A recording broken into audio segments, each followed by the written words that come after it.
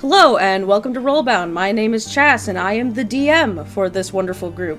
We're going to go down the list and everyone introduce themselves, starting off with Groove. Introduce yourself. Hello, I am Groove and I am bound to the role of Chrono Harris Mobius. Alrighty, and Allie. Hello, I am Ali. I am bound to the role of Charybdis Mobius. Alrighty, Minnow. Hello, my name is Minnow. I am bound to the role of Lady Reverie. Awesome. Mickey. Hi, I'm Mickey, and I'm bound to the role of Maria. And last but never least, Joey. My name is Joey, and I am bound to the role of Winfrey McNeil. I didn't hit record right because that threw me off so bad. Oh, what the fuck? Alright, so carrying on. Can you leave one of these in, please? What, like one of the times when y'all yell at me? Oh, fuck. Alright, so, we literally left off right after y'all killed the thing. I don't even think we discussed anything after. I think I said that we would do it last time because we were above time, so, do y'all make any attempts to try and loot or whatever the creature? Because we did not go over any of that last session. Real quick, I want to look around and make sure there are no other threats in the area before we, start fucking with shit. Make me a perception check. And I don't have my dice out because I'm a fucking failure.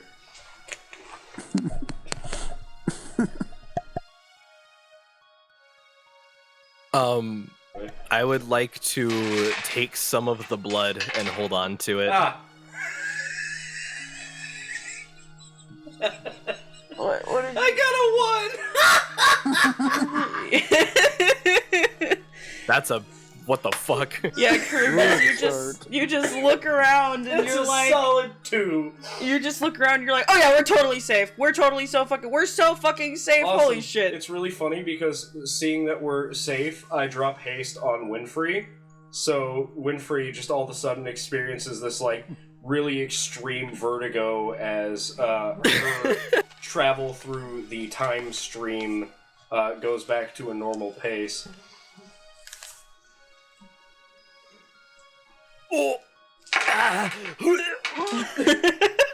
that was earlier than it was supposed to be, eh? Oh, shite, why'd you drop it early? Give me a second to fucking get myself ready. Holy fuck. I saw a bird.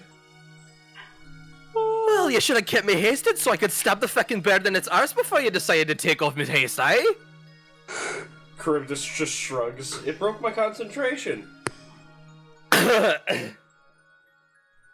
That's what breaks your concentration. I'd hate to see what keeps it.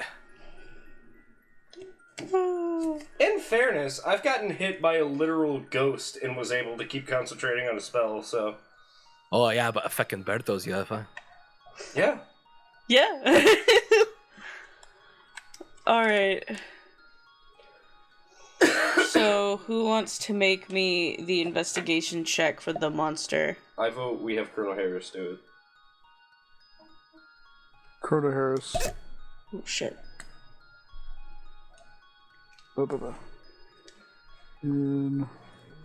Investigation. That's not great. Ouch.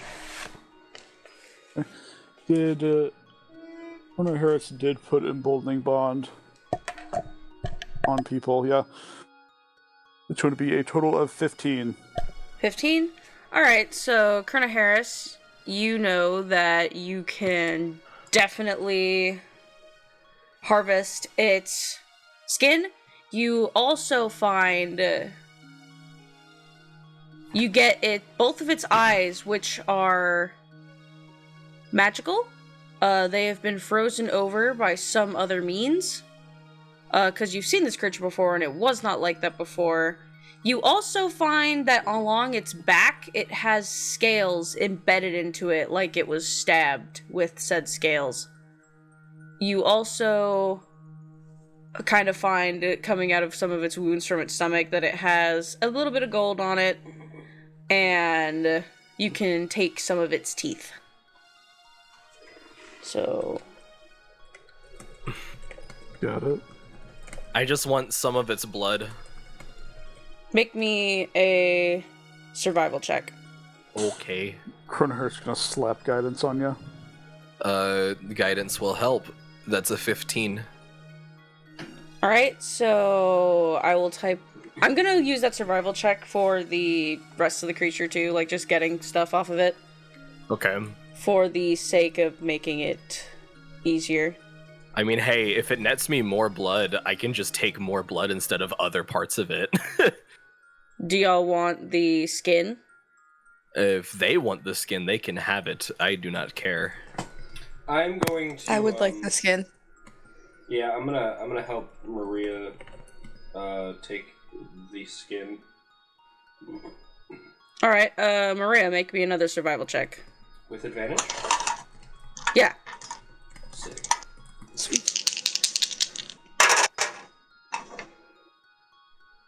Okay, that's a natural 20 for a total of 20. Yeah, so I will include this all in the same loot pool. Wait, how'd you roll a 20 and get a 20? You have Jack of all trades. Oh, hold on. 21. Unless your wisdom's -1.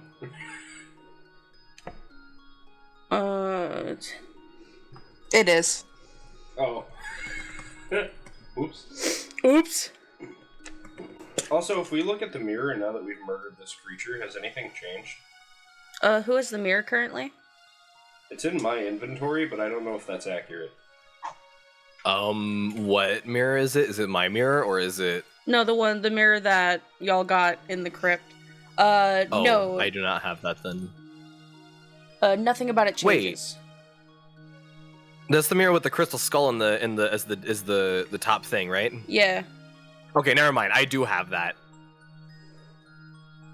Okay, so Charybdis will ask Winfrey, did anything change in that mirror after we killed this thing? Doesn't it look like it? Why? Well, because last thing we defeated got trapped in the mirror, so I was just curious. Oh, well, maybe it only works on undead or something. That'd be a plot twist. Would it? I mean, the one thing that we caught inside of it was a ghost, huh? Also, for reference, you got 10 vials of salamander blood, 10 units of salamander hide, 15 of its teeth, and 2 frosted eyes, and you also found 20 gold. It ate somebody.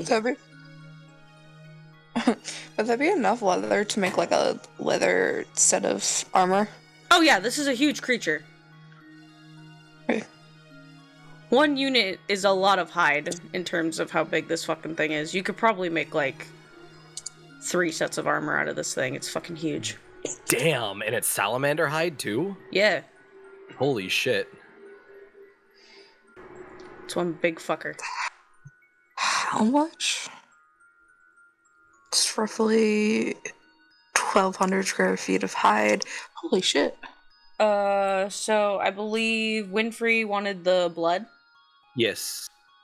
So unless someone wants to split that with Winfrey, Winfrey gets the blood. Maria wanted the hide. Unless someone wants to split that with her. I have a question. What's up? Using the frost salamander's blood for like a special ink, would that have any like cool properties to it? Make me a Arcana check. Okay. That's a 14. If you use the salamander's ink Hi. as blood, you could probably do some cool thing with it where it's invisible ink until you activate it with frost. Would I just Charybdis know how to do that? I have proficiency in calligrapher supplies, if that helps. Yeah, Charybdis could probably figure out how to get it to do that effect, hence why knowing that it could take on that effect. Winfrey, Aye. could I have just one of those vials of blood? You only want one of them? I mean, I'll take more than one, but I didn't want to impose. I'll give you one for now. Thank you. Let me know if you need more. Next one's not going to be free, possibly, depending on what I'm trying to do with it. That's fair. I'm going to be making some special ink out of this stuff. I theorize that I can make a sort of invisible ink that can only be seen when frost is used on it. That's what you want it for? Yeah. Alright then, whatever.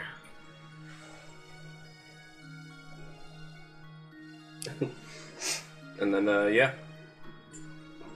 Colonel Harris, do you want the spooky eyes? Yes, he takes those. And then he will approach the knights. Yeah, so out of the 6 of them, one of them has died. The elf that I described before has kind of like spiky hair. He's very, very tall, wearing really big armor. They're all wearing the exact same armor, by the way, which is this sort of ivory-colored armor with green trim that has the Farwood's country insignia on it, which the country insignia is a sword that has something going through it. I actually believe... I don't know if I've sent y'all the country insignias, like, in art form. So, let me... While you're doing that, is anybody on our party still, like, injured after that fight? I do not believe we healed, so yes. I'm fine. Rona Harris has berries. Yeah, because I'm at 31 out of 44, so I'm still doing pretty good, but if we don't want to use healing resources, I can help buffer a little bit. You're at 31 out of 44? Yeah. You are now at 40. Alrighty. Thank you. Yeah, so Farwood's insignia is literally just like a sword with a weird curly hilt and a weird tip to it. That's kind of diamond in shape. The drawing is bad. I haven't done the detailed ones yet, and I apologize. That's alright. How's Reverie looking, by the way? Reverie has just finished eating her eggs. She is also currently off probably just doing a little bit of healing on other people, using whatever up she has left on the soldiers. She took a little bit of a hit, but nothing extreme. She is carrying herself fine. Okay.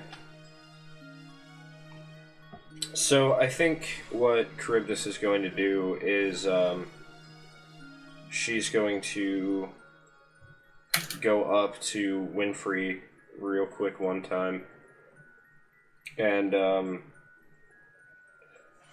she's gonna say, "So, Winfrey, Hey, a thought just occurred to me. You what's that? You like to be up close and personal in a fight, but you don't have the advantage of heavy armor like Reverie does. So just in case we get into a sticky situation on the side of the road again, Charybdis is going to focus for a second, and then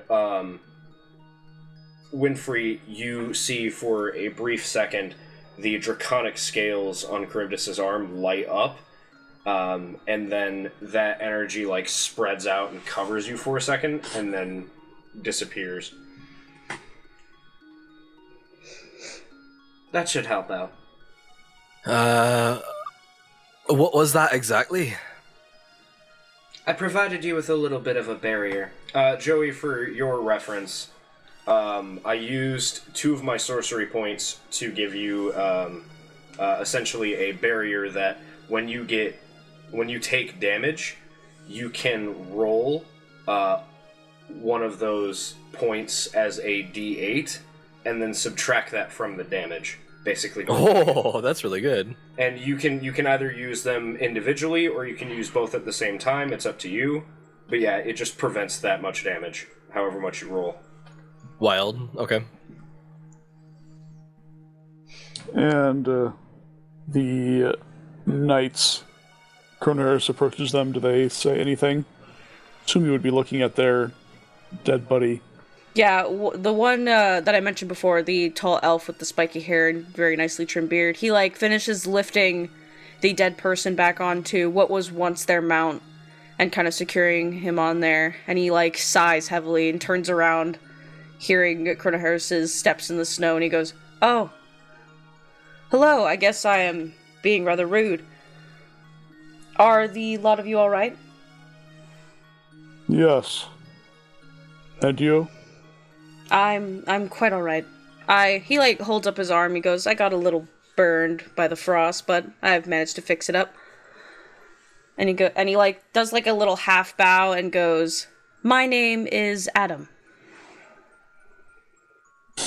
Cronaris goes to interrogate them, but manages to stop himself partway through. He clears his throat. "I am Chrono Harris. These are my traveling companions, and we are heading to Farwood.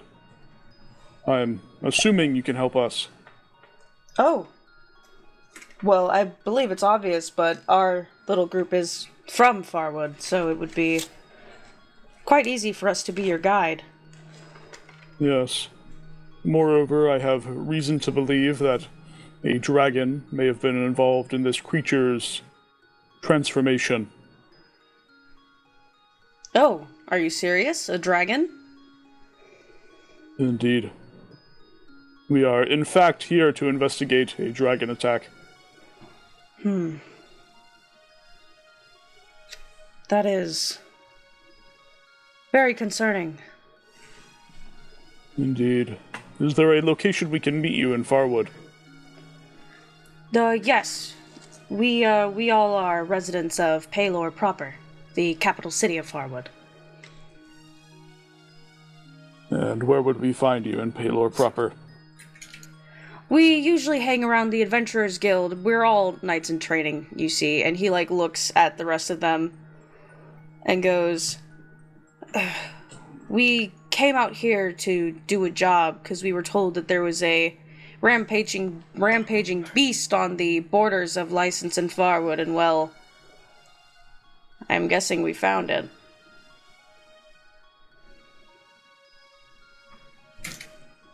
You should hope so. Then, can we meet you at the Adventurers Guild? Yes. There's actually a inn right next to it.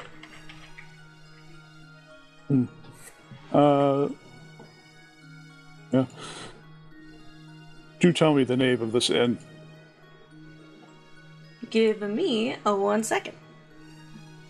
Adam did not say that. Chast did. If he's Adam, where's Eve? Ha ha ha ha. Killed by the salamander. Thanks for bringing it up. Nah. There's no way she would have more than like 2 gold on her at any given time. You're crazy. And we got at least like 80 from that. What? Y'all got 20 gold from the entire encounter. You found it in the creature's belly. Yeah, 20 each, right? Nope, 20 No. total. Oh, fuck my life, dude. Okay. Well, the inn is in the Emerald District. It is called... it's called the Rex's Fang. Okay. Rex's Fang. Got it. And are you independent adventurers then? You said you were in training? Yes, we're all training to be a part of the same branch of the Knights, but otherwise we are pretty standalone. You align yourselves with the Knights of Pelor then? Absolutely. Yeah. Can Cronaris ascertain the validity of the statement? Make me an insight check. Okay.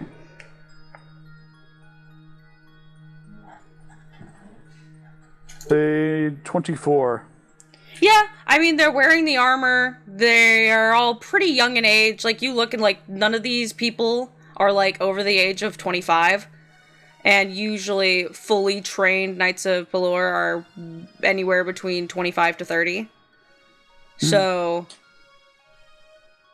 you know, there's nothing that seems like he's lying, just seems like a bunch of young knights that got fucked up by a monster. Or I guess only one of them got really fucked up, but you know what I mean. Yeah. Do any others seem like they're willing to talk, or are they mostly in recovery mode? The one that's super duper injured is like passed out on top of his parasaur, but there are 4 others. There's the human woman. She has dark skin and she has a little low puff ponytail. She's like adjusting her parasaur saddle and she's pretty hurt, but she's just kind of sitting there very focused.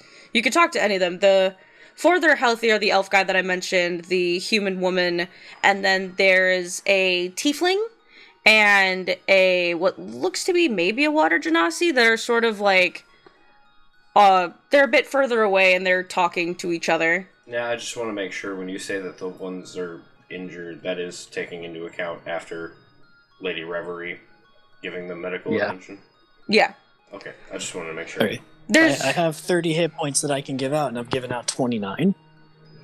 And I've focused mostly on the people that were very badly hurt. Yeah. There were 2 super injured people that joined the fight. Now one of them's basically at the point where he's stabilized, he's better, but now he has wounds where just a little time is needed for them to heal. And then one of them straight up died. Yeah, you can't really heal that with lay on hands. Yeah, because when the creature used its frost breath to the 2 of them that were downed injured, the blast basically just straight up killed one of them.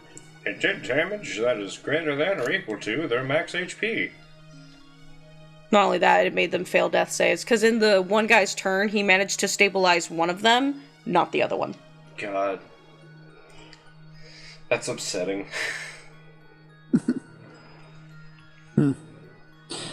Yeah. So, tell me specifically about this beast's behavior. Did it seem erratic? Oh, definitely. Honestly, I don't think it could see, or it could, but creature was acting like it was in a frenzy. I know sometimes frost salamanders wander through the Icelands of license, but even in my time visiting here I've never seen the creatures act this way before. Chas, you did say there were some scales in the creature, however, I don't see any on the loot page. Oh, my bad. You know, I said that out loud and then got asked another question and then forgot. I feel that.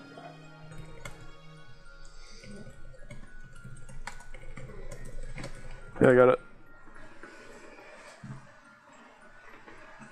Cool.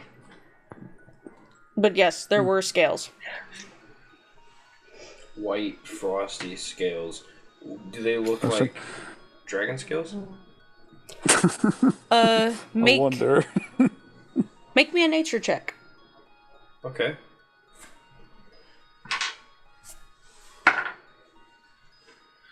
I'm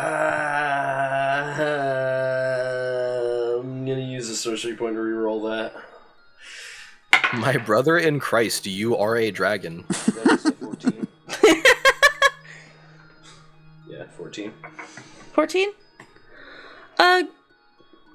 Charybdis does not know of many reptiles that have scales that large. And until she finds a new one, she could safely reason that it's a dragon that did that. Cool. Also, I'm going to sacrifice a second level slot to regain 2 sorcery points. Alright.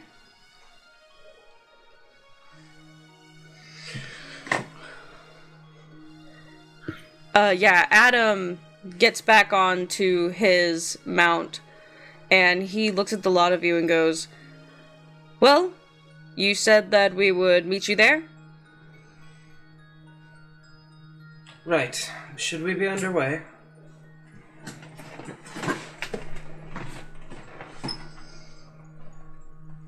The woman who never introduced herself also hops onto her parasaur, same as the other 2 in the distance, and She, like, looks at the lot of you and gives, like, a half-attempted smile. Kind of just looks like she's a little roughed up and in a bad mood because of someone dying, but she tries. And you see her flick the reins and her parasaur takes off. Just out of curiosity, why are we traveling with them? I do not think we are traveling with them. I think we're going to meet them there. Sure, just wondering why. Well, for one, because we need about 10 minutes to get going again. I mean, I think they would wait 10 minutes if we wanted to. I just feel like it makes sense to travel with a group of knights if we're going the same way. Chrono Harris gets anxious around people he doesn't know. Alright, that's fair. Yeah, it's so funny because they were totally like, we could be your guide, and Colonel Harris was like, how about we meet you there? Yeah, Reverie is down for whatever. That was more Minnow wondering if I had missed something. Alright. Yeah. Let's get going. Chrono Harris will get some ritual casted phantom steeds going, and we will be on our way. We ride. Yeah, and within the... Oh, go ahead. I was gonna ask one last thing. The people that died, is their blood still good too? Because I'm collecting all kinds of shit right now. I mean, it probably is. I don't think the person that was gearing them up to be taken away would have let you take it. They collected the bodies. Oh yeah, only Okay. one person died, and they put him on his mount and are directing his mount to take them with. They did not leave him on the ground in the snow. Okay, never mind then. They're hoisting him up and taking him with them. They are knights, after all. Yeah, that's fair. Yeah. I'm running out of places to traveling put shit again? anyways. I gotta buy an alchemy kit. Joey's like, I can only have so many vials. Winfrey's looking at the body of their friend being like, you gonna eat that? Oh god. You gonna eat that? How long have we been traveling at this point? I believe y'all were traveling for about 8-ish hours when this happened. Maybe 5 or 6. Alright. Somewhere around So we there. would kind of be at the point where we gotta sit down. Yeah, a you little more. could get a good... I will say, you can make it to the part where... Okay, I'll actually describe this. After about 4 or 5 more hours of traveling, you come at this very weird break in landscape. You basically, if you look over the horizon, you can see the meeting borders of all 4 Northreath, Farwood, and License kind of converge into one pointed spot. And it's very jarring because it goes from snow to grass and everything looks different. It's only a small...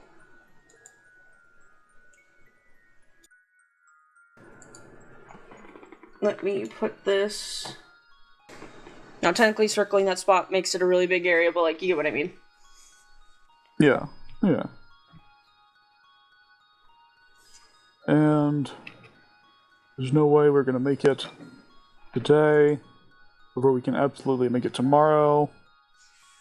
Do we want to go maybe like an hour or 2 longer, just so that the next day we arrive and we have a little bit of time? How defensible does our current location seem? So, you're on the ass end of some hills. Not mountains, it wasn't like it was made the journey any harder, just some rolling, snowy hills. So you're literally kind of in the middle of snowy nowhere. You said there's some hills. Are there any caves nearby? You can make... If y'all make the investigation checks. Sure. You want to try to see if there's any, like, hidden... Yeah, I'm gonna ask... Brother, do you think you could send Dr. Agartha to perhaps find some shelter over there? If there's a cave or something, that could serve us nicely. You would need to ask Dr. Agartha about that. Charybdis will politely ask Dr. Agartha to scout the area. Yeah, he's gonna go scout the area. Alright, make me an investigation check through your familiar. Oh, I was hoping you would give us a little mini Dr. Agartha monologue about what his single hoot represents. Of his terrible investigation. I guarantee you it's better than mine. There. It's going to be a -4. -4? Yeah. Okay, maybe He's it's an not owl. better than mine. Doesn't a familiar get a bump to his intelligence? Do they? I'll check. I don't think they do, but I'll check. Maybe I'm thinking of something else. I mean, even with a bump, I don't think that's gonna help any. Well, it's like the difference between -4 and -2. Yeah, no, nothing.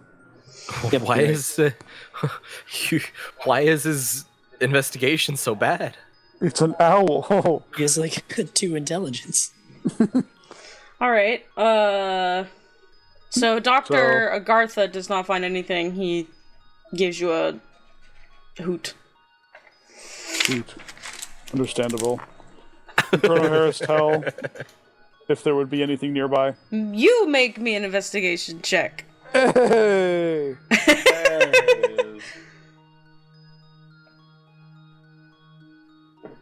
Wow, that's disappointing. And we're back. That's a total of 11. So it takes you a good while, but Colonel Harris, you come over a hill, and you actually see in the distance what looks to be a cabin.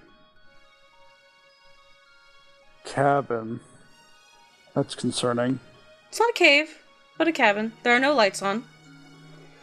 Yeah, in the distance.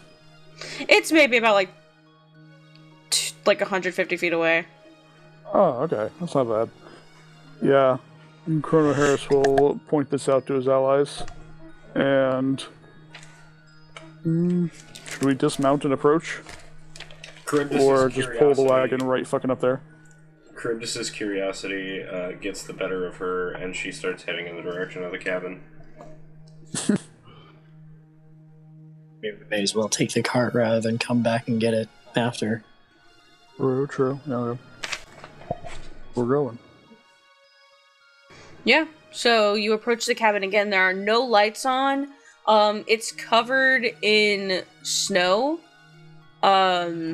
Like everything in, but it looks like there's nobody who manages said snow, so there's snow in the windows, snow on the roof, there's a little bit of snow blocking the front door.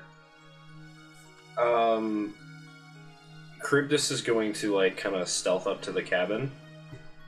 And then, what lighting condition appears to be inside? Dark. Okay, I assume all the windows are covered and everything? Yep, there's curtains. Okay.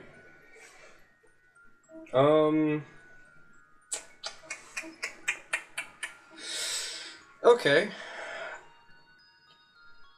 Can I... No, that wouldn't really work, I guess. Shit. My kingdom for dancing lights. Yeah, I think Charybdis is just gonna go up and knock on the door, actually. How large is this cabin, roughly? It's definitely like... It doesn't... You can tell that it doesn't have any, like, rooms, like, other than... It's like a shack, but a very nice shack. You can tell that it definitely doesn't have a second floor or any other rooms. Like, whatever's in there is the room. Can I get, like, a foot measure? Is it, like... What's the, It's about like 30 feet across. Okay. 15 feet back. It's a comfortable size for, like... Y'all will be able to fit in there. You'll just have to sleep in the same Got it. room. I'm at 10.5. And Asked for a Colonel foot Harris measure. Gently put a hand on Charybdis's before she knocks, turns to her and says, I can see if anyone's inside before we announce ourselves. Oh, well, be my guest. Yeah. He's going to ritual cast Alarm, and he sits 15 feet back, 30 feet across. So he will center it, and within that 20-foot cube, if a tiny or larger creature touches or enters the warded area, I will get a mental alert. Do you learn anything else about that creature? You just get a mental alert that there is a creature in the area. Okay, you do get a mental alert. Okay, one creature? Yeah. Well, Got it. do you get one alert per creature? Or just in general, if there's something within that designated area, you get an alert? Whenever a tiny or larger creature touches or enters the warded area, I will get an alert. Okay, so it's per creature? Yes. Okay. You get 2 alerts. Got it. And since it seems like we have time, he will repeat that on the other sliver, pretty much just covering the entire cabin. Yeah, the last We're little just bit. hanging out in their front yard while you wave your hands around for Yeah, I guess 15 so. minutes. I don't thing. know if Reverie can do that. I think after the first alert, Reverie has forgotten that you're there and is going for the door. Okay. Fair I enough. mean, just if I looked out my window and I saw 2 people, like, what, 5 people standing on my front lawn while one waves his arms around. I mean, the fact that they're not is kind of concerning. It But is. yeah, go off. But also, Lady Reverie is going off. Yeah, she's gonna go up to the door and knock. Hello?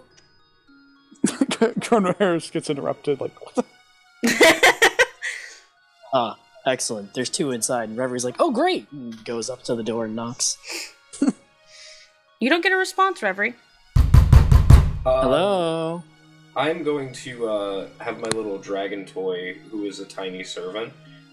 Does there appear to be any entrance point, access point, anything like that? When actually Connor Harris would see this, there's like a little cellar door on the side of the cabin. No, I mean like, just like under the door or anything like that. Oh yeah, there's like a little bit of space. How big of a space is it? It's like an inch. Okay, so a tiny creature can technically squeeze in through an inch of space. Yeah. So I'm gonna have my tiny servant squeeze under the door. Yeah. And Once that happens, I open the door. I'm going to. Does the door actually open?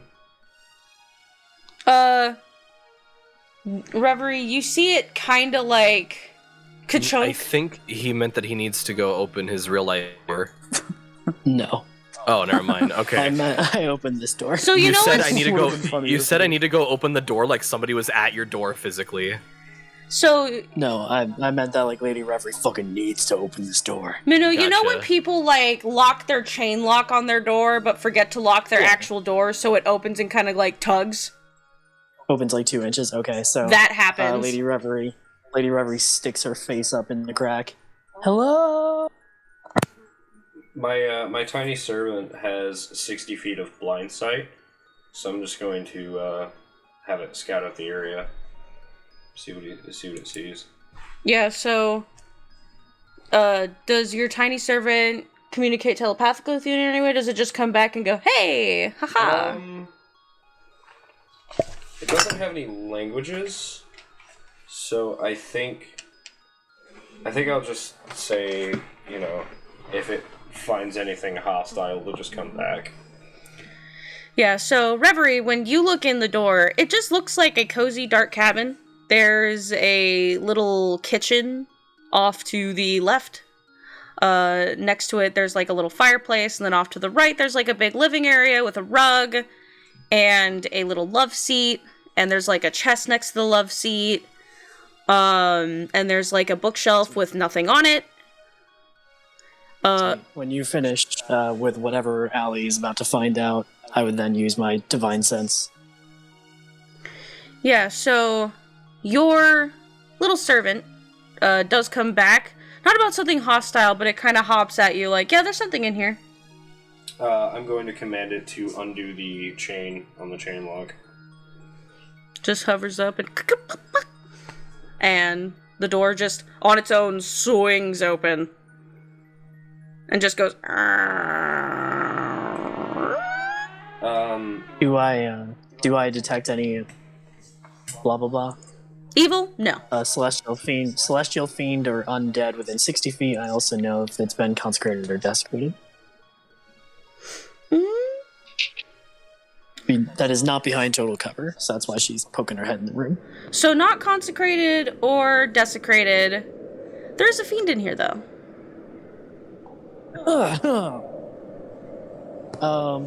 She continues to poke her head and says, "Hello, may we enter your house?" And is also like has her left arm up and is like gesturing for people to step back.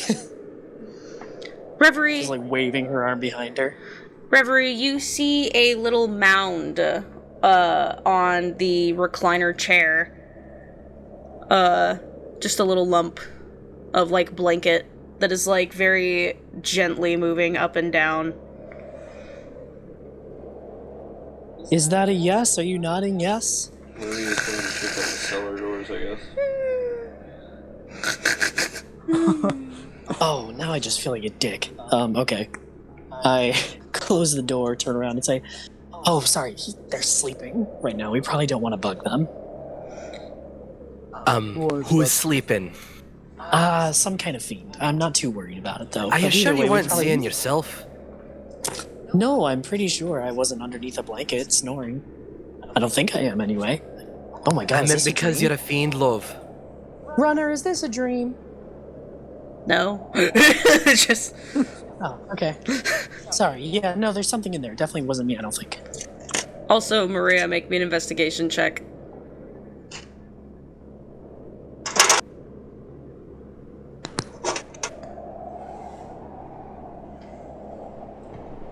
Uh, 20. Yeah. It's not locked. You, like, use both hands to pull in the handles for the cellar, and it just fucking opens. Cool, I would go down. Yeah, you... Colonel Harris calls out, "You know, you're normally not supposed to trespass when you come upon someone's house." Damn. Does it look like I Just care? got fucking narked. No, probably not. Reverie, you hear stirring and someone going, You know what's really Everyone, keep your voice down. funny? My tiny servant's still in there. Oh. You hear someone, Reverie, you hear someone sit up. Did I leave the cellar door unlocked? Is that the wind that just blew it open? I'll poke open the door a little bit and stick my face and be like, "Hey, good morning. Sorry, didn't mean to wake you." Hi.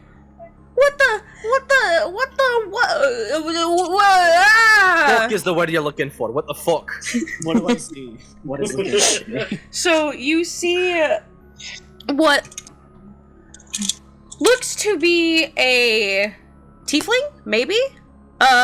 This person has like cat ears though. Like little black cat ears atop their head. They have bluish gray skin. Very, very they have horns behind, kind of next to the cat ears, like in between the cat ears, that kind of look like deer antlers.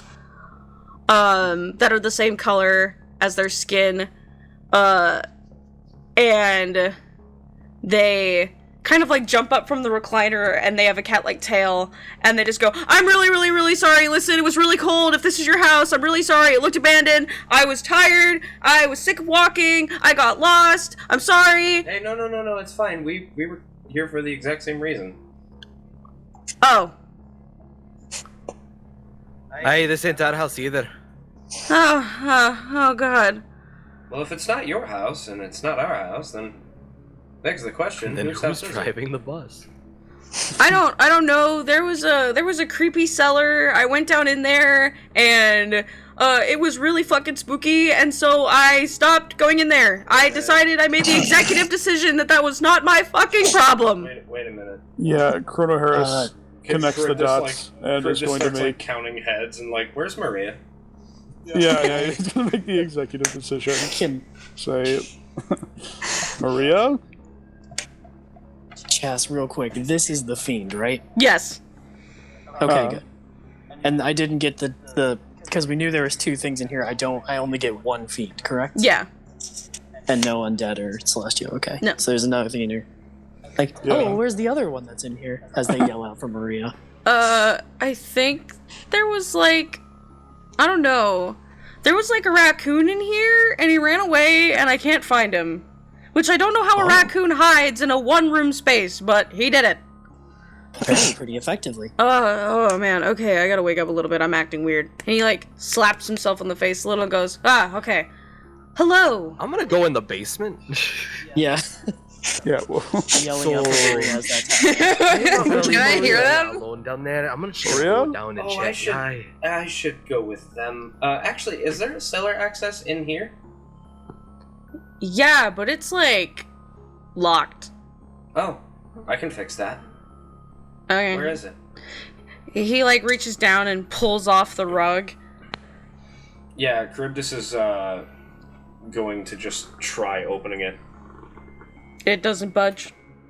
What appears to be the locking mechanism. A big old padlock. Okay. It is chunky. Can I... Is there any space, like, when I try to open it? Does it, like, make any space in there? It doesn't budge, no. Okay, I'm gonna... Is the I assume the padlock's not on our side, is it? How do you mean? Like, can I see the padlock? No, but when you tried to open it, you heard the gunk, gunk, gunk, gunk, gunk. Okay. So...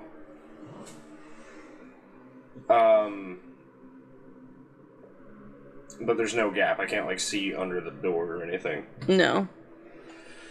Well, that makes this a little bit more complicated. I was just going to break the fucking thing, but I can't see it. How sturdy? Maybe does the Maria door can be? break it. What was the question you asked me? Hoping Maria's been dead for 10 minutes. How sturdy does I was the gonna say, door at need least- to It's... alright. The wood's a little splintered, but, like, it's holding up. be? I'm gonna have... Can I have my tiny servant just, like, try and punch out the hinges from this side? Sure. Okay, I'm gonna have it make an attack roll. That is a 17 to hit, Yeah. and that deals not a lot of damage, but a little bit.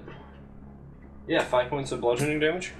Yeah, you see your tiny servant just kind of like carpet bomb, except with physical force, these hinges. So everyone in the cellar right now, you hear a, and then the fucking cellar door just flops through the ceiling and lands on the floor and breaks.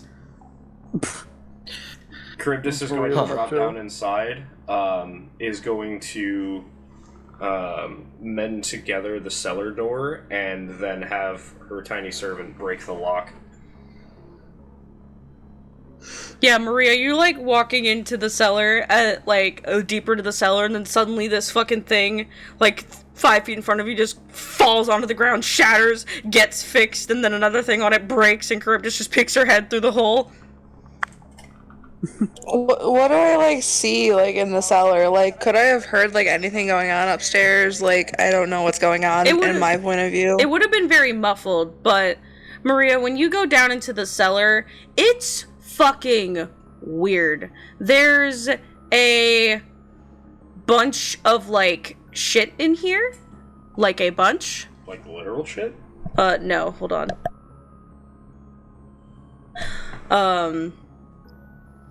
There's like a bunch of like marionette dolls hanging from the ceiling. No, And fuck there isn't. and there's a bunch of like random mirrors just around in random places.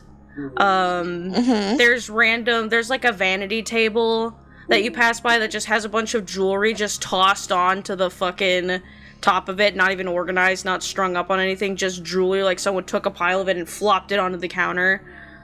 Oh, I'm taking that. Some of the mirrors have been painted over by black paint, like scribbled over, like someone scribbled over it. Uh-huh. I hate this. And it Tell me more. smells like musty old perfume down here. Oh, of course it does. And the floorboards, which there are floorboards down here, they creak as you walk. And Okay. when Charybdis busts down the cellar door, a fuck ton of marionettes that were like kind of like tangled up in the ceiling all drop down all at once, so everyone just hears a shika shika shika shika shika as like fucking 20 marionettes that were kind of tangled just drop down very suddenly. And then Charybdis screams and sneezes.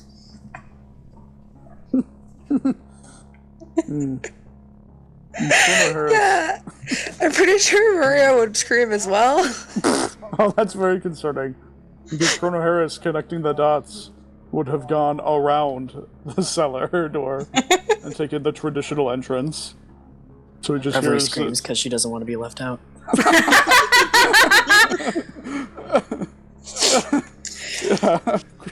just Chrono Harris sprinting to see what happened, would find the most beloved idiots.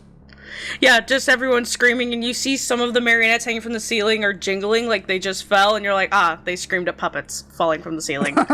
Also, Chrono Harris would see Charybdis standing there with, like, staff in hand, obviously trying to hit them with magic, but magic that only works on creatures, and these things are puppets. Yeah, you see the tiefling, like, peek in from the, cellar entrance that is not on the side of the house, that's in the house proper, and he goes, yeah, I tried going in there, and I immediately got freaked out, and I left. I did not like it. It's certainly better than immediately resorting to vandalism. I fixed it. Yes, you did a very good job, Charybdis. Excuse me, owner of this house. I am not the owner of this house.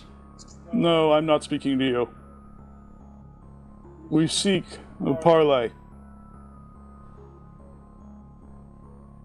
You do not get anything happen? You do not get a response. Alright. The trapdoor is still there, right? It's just, it didn't break anymore. Yeah. Can I, like, flip it up? Yeah. She flips it up and you see her head poke down. Reverie's head, that is, not just a severed head. Poke down, upside down, and she's looking around. That's fucked. And she's going to use Divine Sense again in the basement this time. You get hundreds of fiend presents. Hundreds of undead. You do get one other fiend presence. Oh, neat. I hop down and I say, a friend. What? What? Oh, there's another fiend down here. Don't worry about it. What Hello? the fuck? Oh no. My friend Tony Harris wants to speak with you. And I go over and I shake some of the marionette's hands that are still hanging. Like, hello. I do know the direction as well. Where is it coming from? It's in like this far corner of this little basement that y'all haven't walked to yet, because just the way to get there, you'd have to push through so many marionettes. Are there any lanterns? I will push through the marionettes. Torches or anything down here? No, it is dark as fuck. Is there any in the actual cabin? Oh yeah. Okay, I'm gonna have Talk fetch me a torch from the cabin itself, and then light it With a bunch of hanging wooden marionettes. You want an open flame down here? Yeah, Chrono Harris will cast light on your shoulder. Yeah, Talk brings you the torch, and then you got a light on your shoulder, and he just kind of like throws the torch, like, what the fuck? The house burns down. I take Didn't light it. I take a piece of, like, just part of, like, because I assume the necklaces and whatnot, like, some of them were probably not in the best shape, so I'm just gonna find a really shitty brass one and just feed it to Talk. Chrono Harris is giving you a look. And then, Charybdis is going to walk behind Reverie, sort of reinforcing her in this endeavor. Yeah, Reverie doesn't look scared at all, by the way. She's like, hello! Charybdis does. Yeah. So you get to the corner of the room, and there seems to be nothing here. There's, like, you know those stands that people have for their birds? Mm-hmm. Yeah. You know? there looks to be something perched on one of those stances in the corner of the room. And after you get past this, like, mass of marionette puppets, there's a singular, like, bedroll, and then one of those bird stands, another vanity mirror that has been scratched out with paint, and then there's something perched on the bird stand. Ooh, what's perched? You hear a bunch of, like, plasticky crackles and clicks, like... And you see this shape of, like, what looks to be a bird turn around, but there are, like, multiple joints in its wings, and it rotates like a wooden toy, and then when you look at its face, it has the face of, like, a porcelain doll with an eye missing. I hate this. And again, as it turns, as you just go... Every fucking part of its body is clicking as it turns around on its perch. And when it actually turns around, it looks like it has a sort of humanoid body. Doll-like, though.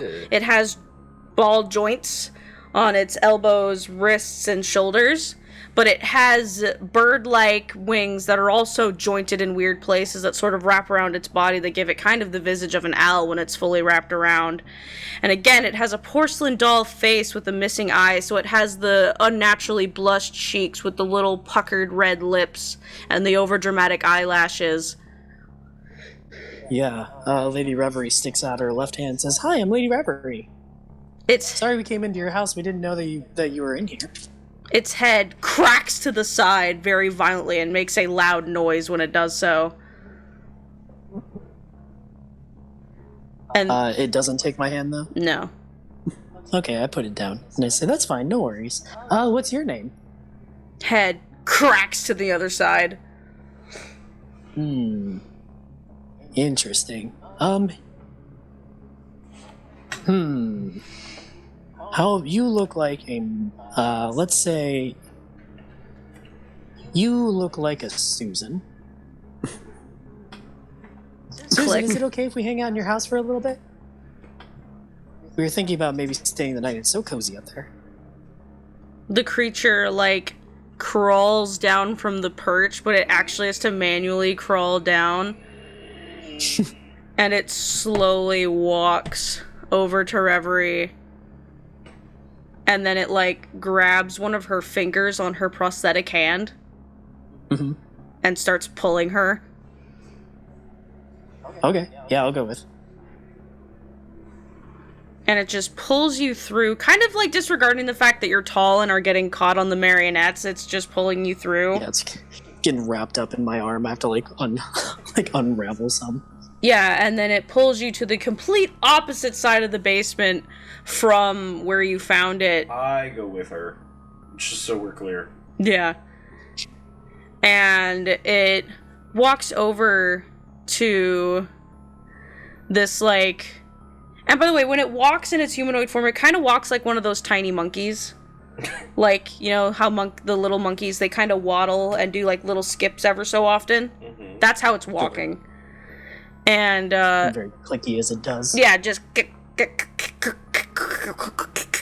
everywhere it goes. And it takes you to the complete opposite side. And when you get there, there's, like, a human-shaped blanketed thing on the floor. And like, it looks like there's a body on the floor covered in a blanket? Yeah, and it, like, walks and, like, slumps next to, like, where the face would be and looks up at Reverie and then points. Oh no. Is this the person who made all these? It, like, looks down and then points at itself. That's you? It, like, looks on the other side of the body and sees a mirror, and you see it, like, hop over the body, run over the mirror, and start scratching at it. Just violently scratching at it until it fucking is not able to be used as a mirror anymore, and then it hops back over the other side of the face and looks back down at the body. Oh. I think I understand. Is it okay if I look? Reaching for the blanket. It doesn't stop you. Okay, I wanna peek underneath. And what I you... won't, like, flip it off. I won't, like, lift it off. I just sort of lift it, like, the edge a little bit and peek underneath. Yeah, and you see a dead person? Question mark? Mm-hmm. Very obviously he's been dead for a while. The moment you pull the blanket, it unleashes a very awful smell. Sure. She doesn't seem to respond to that smell too much. Just kind of like looks down and says, can I get an understanding of how long this person's been dead? Make me a medicine check. Indubitably. I may or may not be proficient in that. I am proficient in that. That's cool. Hey, natural 20 for a 24. Yeah, this person has been dead for maybe about a month. Ah, okay. So this isn't an ancient thing. This is a recent development as far as being dead goes. Yeah. Okay. Does the body... I'm trying to milk this natural 20 for as much as I can. Does the body look like a person that was, like, older? Does it look like a younger person? Does it look like maybe they died of natural causes? Looks like ages? someone that would have been in, like, maybe their early 40s. Okay, so still a young person in terms of death. Okay. I'll look over and I'll say, Did you mean to move your soul into this being? I point to the little monkey. Head cracks one thing. way to the left and then cracks one way to the right. Oh, this happened right after you passed, though? Creature grabs the blanket and, like, unrolls it off of the body more. And to reveal mainly what's under it, there is a whole ass setup of, like, a circle with candles around it underneath the body. Sheesh. And the creature looks up and then, like, looks at the body and then looks down at itself and then looks up. Okay. Hang on. Uno momento, because Wikidot is down thanks to Russia hackers. So let me go ahead and look up a spell I have real quick. What spell you need? Ceremony. Okay. Is there any indication of the cause of death? There is a gaping wound in the chest. Yeah. I didn't say that before, but there is a gaping wound, like this person's whole fucking ribcage was cut out.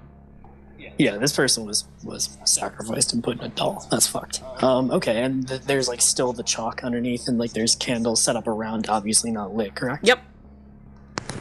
Okay. I will look over at him and say, I'm really so terribly sorry that whatever happened did. This is beyond evil. I can't understand why someone would do this. Do you know the person who did this to you? It, hobbles over to another, like, blanketed thing and, like, tries to pull it off. Good, this will help. Oh, okay. And there is a painting, and it looks like a family. There's a painting of 3 individuals. There is a man who has one green eye and one, like, pink eye, and he has, like, black combed back hair and kind of a goatee, and he's wearing, like, kind of mage robes that are very nice, decorative, because they got painted.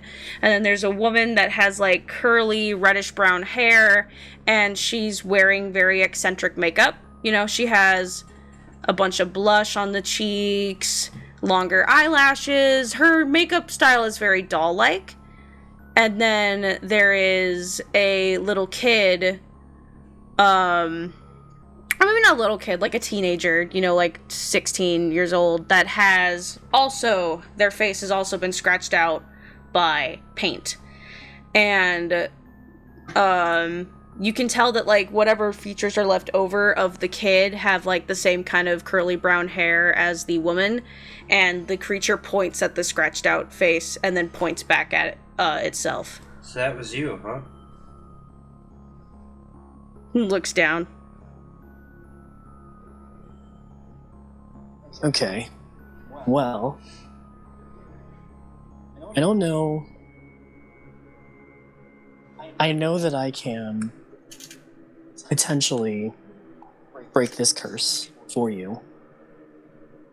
And Reverie kind of like, I think Reverie like will stoop down to its level and will begin to give a very familiar speech, where she tells him that there's nothing she can do for him, that at this point there is a natural order to things and that he needs to move on now. She does, however, say that she can perform funeral rites on his body and see if that can break the curse. But I would like his consent first. The creature nods, but then like holds up a finger like 1 second. Okay. And then you see it like scamper away and hop back up into the cabin, and you hear the other tiefling guy go, "Ah!" and like fall down. Don't mind him. It's his house. And then you hear like weird clanky clanks, and then you can see even from right here that the whole cabin above has filled with light. And you hear a fire going, and you smell good smells, and then it comes back down and then sits back down. Would you like me to start now? It's going to take me a little while. Nod. Okay. Hold on, Reverie. Okay. Is this Holding thing... When you break the curse, I'm assuming, based on your background, it'll pass on? I can't say for certain, but I imagine that would be best. Renaris turns to the thing. Is that how you want things to end? It like looks at the body and then looks at the painting and just kind of looks up and just shrugs. And then looks at itself. You need to make a decision. Nod. Are you sure? You have no desire to break this curse? Return to your body? Seek any recompense against the people who did this to you?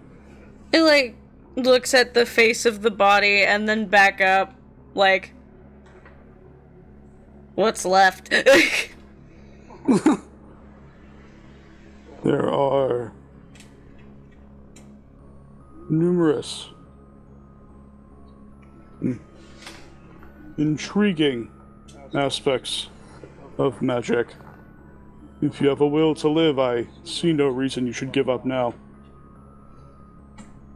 It like looks to Reverie and then looks to Chrono Harris. And then it like walks up to Chrono Harris and like just looks up at him from like his foot and then starts climbing up his body. And then sits on his shoulder. Does this mean you desire life? It like looks at him and then nods. Chrono Harris seems quite satisfied as this. It's good that even in your new form you don't fall into complacency. I'm going to take a look at you. It looks down like what? Yeah, and Chrono Harris is going to grab him, and seemingly becoming immersed in this, he will gonna ritual cast Identify on the doll. This would be considered a creature, right? Yeah. Okay, so I would learn what spells, if any, are affecting it. Which I assume would extend to the ritual.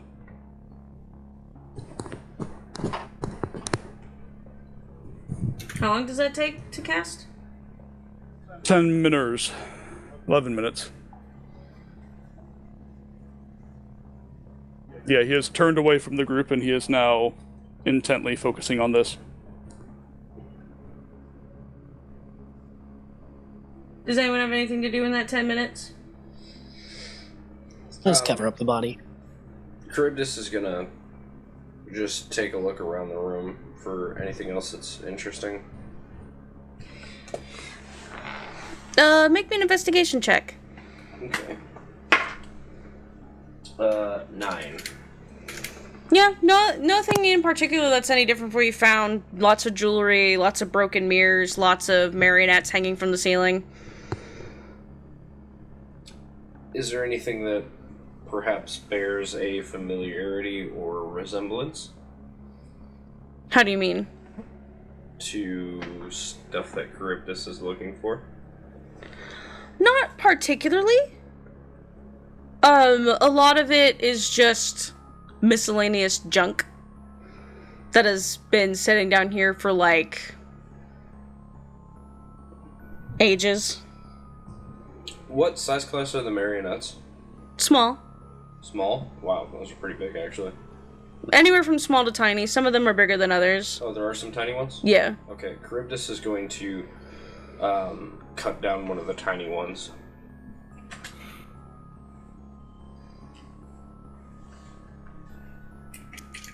You find one that kind of, looks like a dragon person.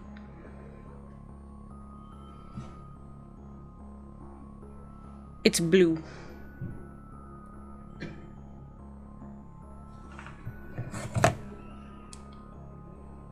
Like a dragonborn marionette? Yeah.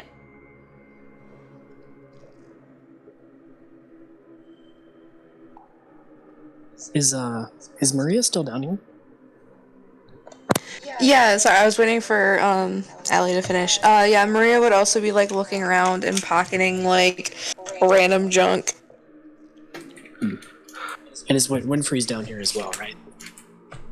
I was down here to make sure Maria was okay. Okay, did you stay down here?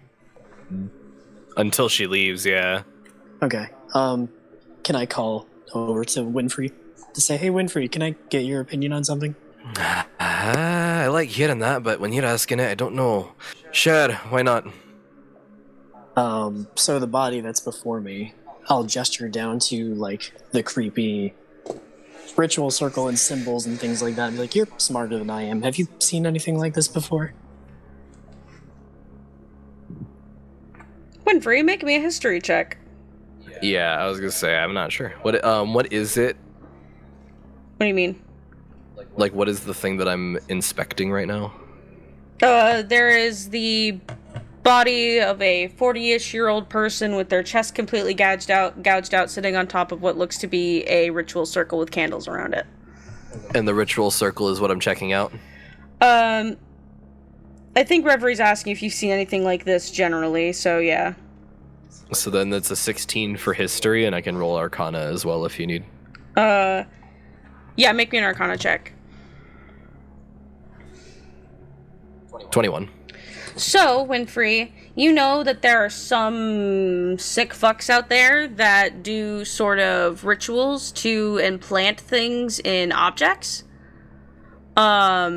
You think that this is a person that maybe just had a really weird hobby and a really weird obsession with puppets, and maybe at some point put this individual into the puppet that they're in and probably did it to other people as well. There's no evidence of that right this second, but there are people that have done that and you've heard of it before. You've been asked to stop it and contribute to it in your line of work. Both stop and contribute. Wow. Winfrey gets around. This is some controversial stuff. I like it. Also, Charybdis is going to go over, once she has acquired the Dragonborn mannequin, and is going to take out her calligrapher's supplies and is going to attempt to do a perfect sketch of the ritual circle and the components around it. Make me... What check goes with calligrapher's tools? In this case, it'd probably be dexterity, I would think. Yeah. Maybe... Yeah, I would say dexterity, but... Yeah. I asked for dexterity when you drew Eris, so I'll do it again. I can do better than that. I'm gonna re-roll that with a sorcery point. There we go, 24. Yeah, you're able to remake it.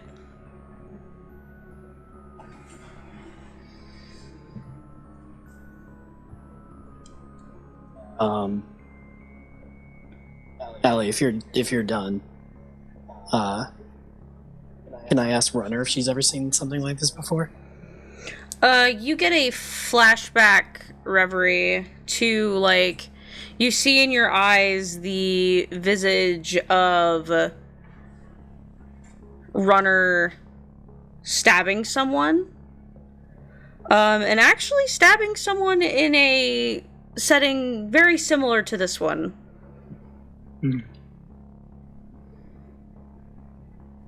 Gotcha. Getting the impression that she has partaken in certain rituals as well. Okay. Yeah, so... Oh, did you have one more thing? Nope, I've said that was it, and then we said it at the same time because we're twins. Yeah, so I think at this point, Chrono Harris is done casting Identify. Now, because I know I said this also for the mirror, I believe, it is not in the same vein of this, and you can tell by using the spell, but what the doll has on it would be like a mixture or modified version of either spell of either... Not true There's a spell to turn people into objects, isn't there?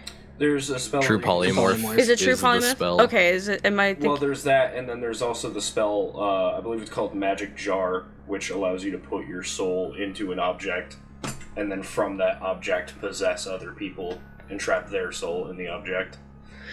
Is there an object to put someone else? Is there a spell to put someone else's soul into an object? Yeah, I believe it's like it's not soul trap, but something soul cage is what it's called. Soul Cage does. I couldn't remember the you're name. Free to say it's just a magic ritual that traps someone's soul in an object. I couldn't remember the fucking spell, and looking it up was not helping me. I knew that there was a specific spell that I was gonna say to sound cool, but for some reason, whatever I was searching up was not giving that spell to me. Dang. But yeah, basically this person has had Soul Cage cast on this little puppet. Oh fuck. So you can tell that this puppet was like pre-made for this thing. Got it. Although that doesn't explain the fiendish presence. Well, it's a modified version.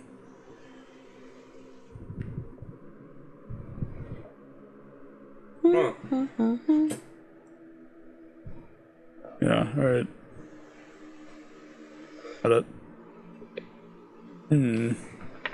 So your soul has been wrapped inside. It nods. What's that, Charybdis? Chess, can I make a history check to see if Charybdis would know basically if this is like an infernal based ritual? Like if this is something like any demonic cults or devil cults would do? Yeah.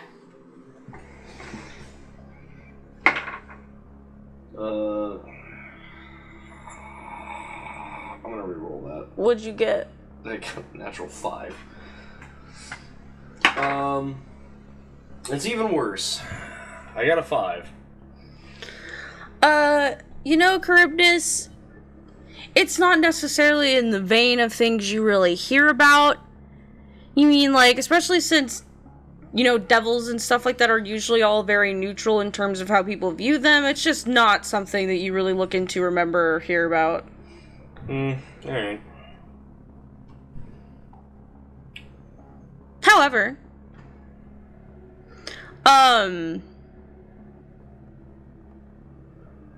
you do, from a distant memory, recognize the two other people in the photo. Wilma? There used to be, and emphasis on used to be, a traveling circus that went through license, where the main attraction was animated puppets and such, that were not manned by a person. Oh. But something happened, and they very randomly had to shut down shop. out of nowhere.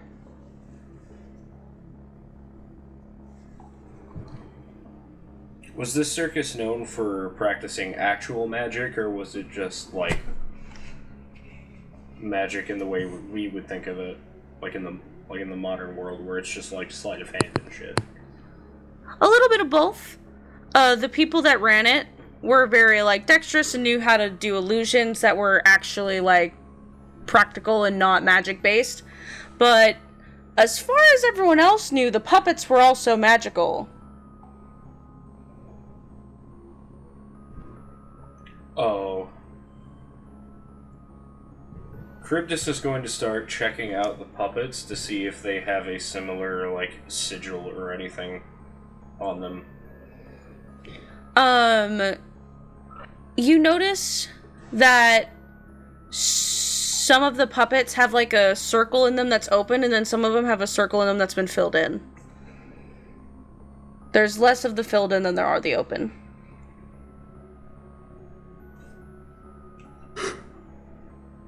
There's less of the filled in than open? Yep. And it's drawn on with, like, black chalk. What about the one that I collected personally? That one is open. And then, last thing, I swear.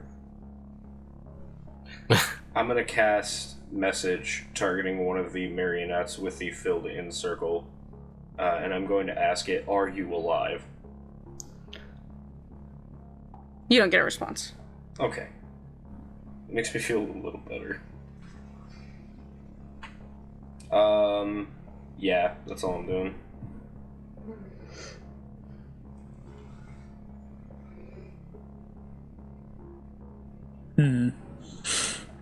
Chrono Harris is going to pull out his pocket watch, open it, and say, Antoinette, I seek your counsel.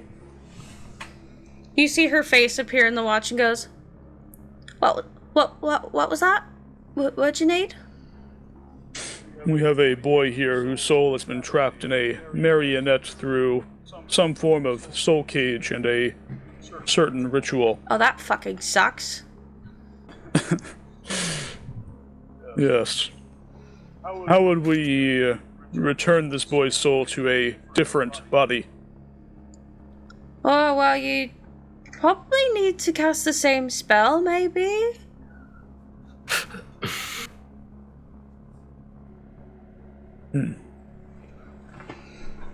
Chrono Harris blinks a couple of times. Would we perhaps transfer it to a more humanoid vessel? Oh, you need some pretty high-tech, revival magic for that one. Because trapping one's soul and bringing someone back from the dead are a bit different, don't you think?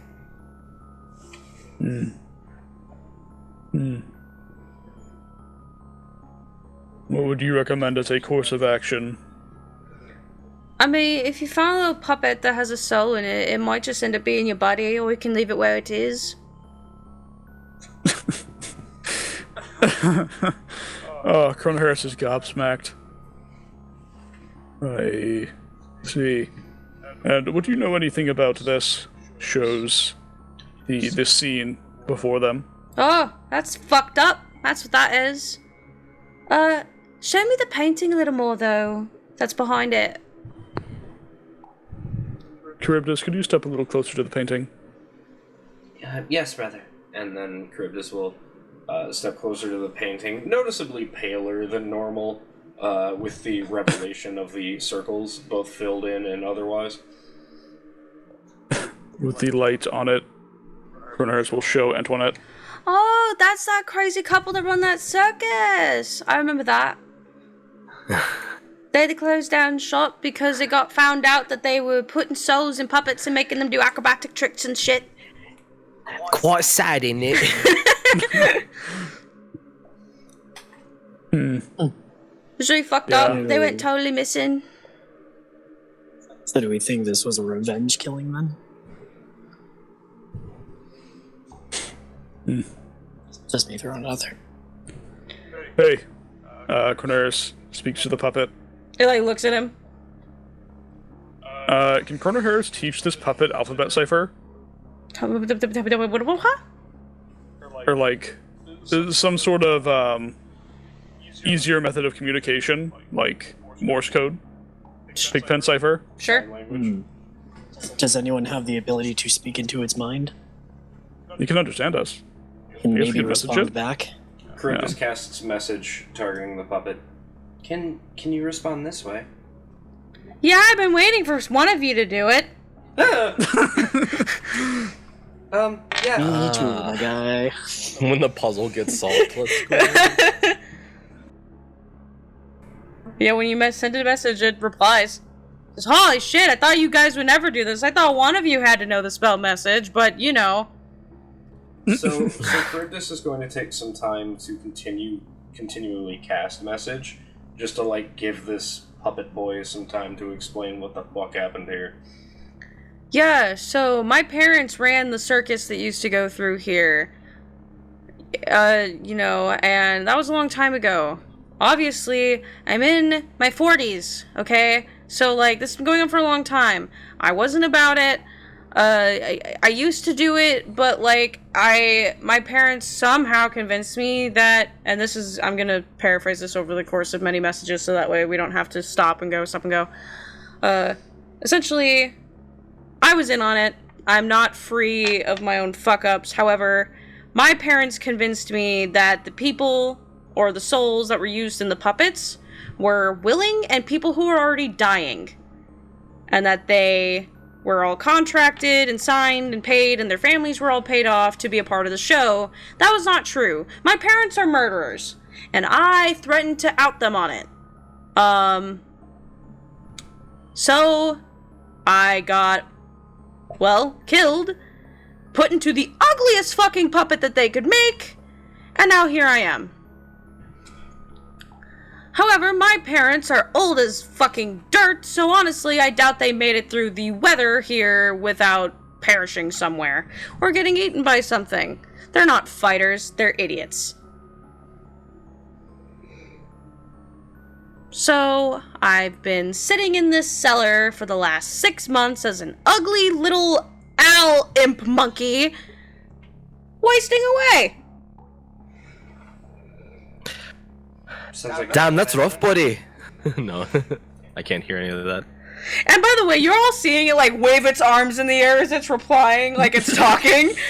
So it's just going. So, for the rest of us, here. As it's just fucking ranting at Charybdis. He's really excited about something. What do you think it is? I don't know if anybody but Charybdis speaks it, but Charybdis does like translate into Celestial.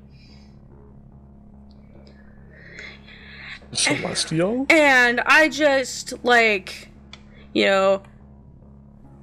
here. The reason I was gonna take the Red Lady's offer on dying is because the fuck else am I gonna do in a little fucking imp puppet body? I can't go back to my body, quite frankly. Just gestures to the dead, fucking brutalized body on the floor. And, my parents are honestly probably dead. They were old as shit. They were practically dying. They were old when they had me. There's no way that some 80-some-year-old humans, by the way, are gonna wander around in the fucking snow. There's a reason we lived in a goddamn cabin in the middle of fucking nowhere. We couldn't go anywhere else because they were fucking geriatric and dying. Fuck! Charybdis finishes translating all of this in Celestial and then paraphrases in Common.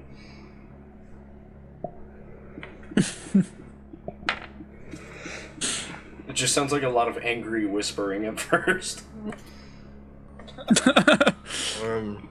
Charybdis, can you ask it why it didn't take Reveries offer then?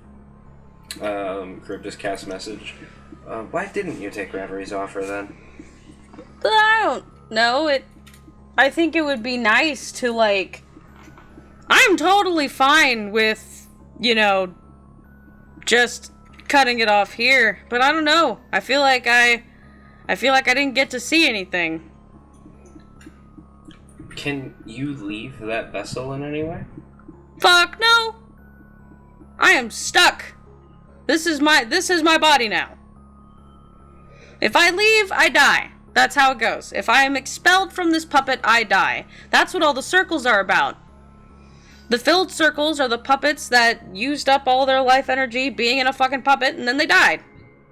The soul is gone. Poof. How much time do you have left? I got a few years in me, probably. Well, sure we can find some way to get you a new body. At this point, you can just drop me off at the next city and let me live my life being a fucking tavern performer. But I can't travel in the snow in this body. I'll fucking freeze and just waste away. Listen, if you take me to wherever you're going and put me someplace where I can be useful for the last 4 years of my life, I will tell you where my family's fortune is hidden. You have a deal. Cool, then I'm going with you guys then. And, like, all of you see it, like, resolutely cross its arms. Charybdis cast message again. Did you want me to see if I can find you some warmer clothes? I don't feel. To keep your joints from freezing? No, you got a point there.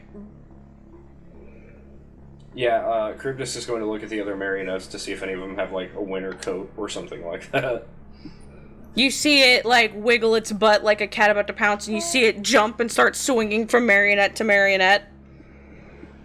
Oh, well, I guess that works too. And then it comes back wearing, like, a little, like, gothic vampire dress that has long sleeves. Although the back is mostly ripped out to fit the wings. And then it, like, does a little flutter with its wings and lands back on Krona Harris's shoulder.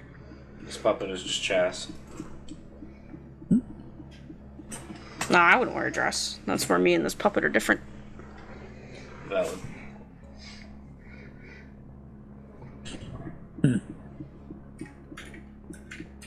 And then it, like, hops from Krona Harris's shoulder onto Reverie's shoulder and then hands her a necklace.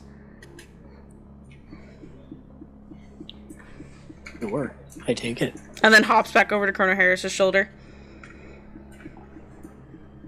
Well, for the time being, we're going to be sleeping for the night, so... Charybdis, would you also ask him his name?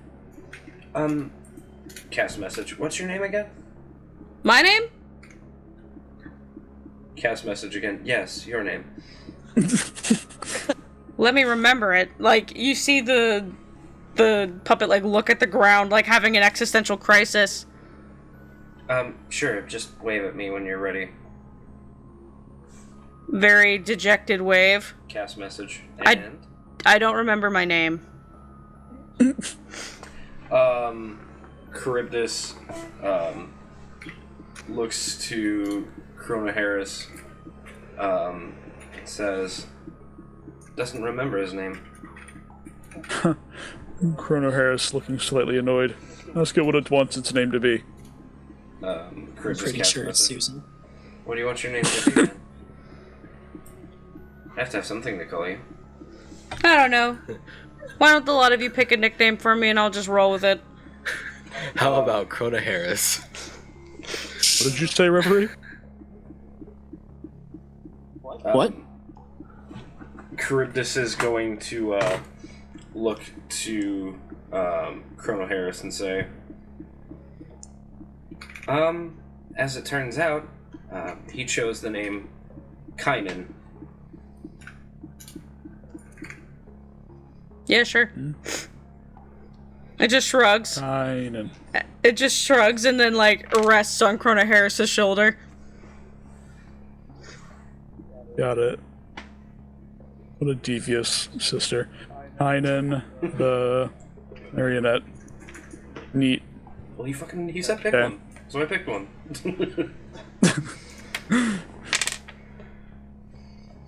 Alright, yeah. I feel like there's a Tynan. backstory we're missing. Do you have any need for the valuables in this cabin? It shakes its head. Charybdis cast message. I'm assuming nothing down here is actually worth anything. Oh no! The jewelry's expensive as shit. I just don't fucking care. It's all my mother's. Charybdis looks to Maria and says, according to Kynan, the jewelry down here is actually quite valuable. He says he doesn't care though, so, pilfer to your heart's content. Oh, okay. Yeah, I totally wasn't doing that beforehand. Yeah. You say her pockets jingle as she responds. Charybdis just kind of shrugs and says, well, I didn't want to assume. You got mad at me last time I did that. Yeah, because it's rude as fuck. I'm sorry. Charybdis, looks genuinely distressed. The tiefling, honestly, turning to someone and saying, hey, you can steal, is kind of... feels a little, That is true.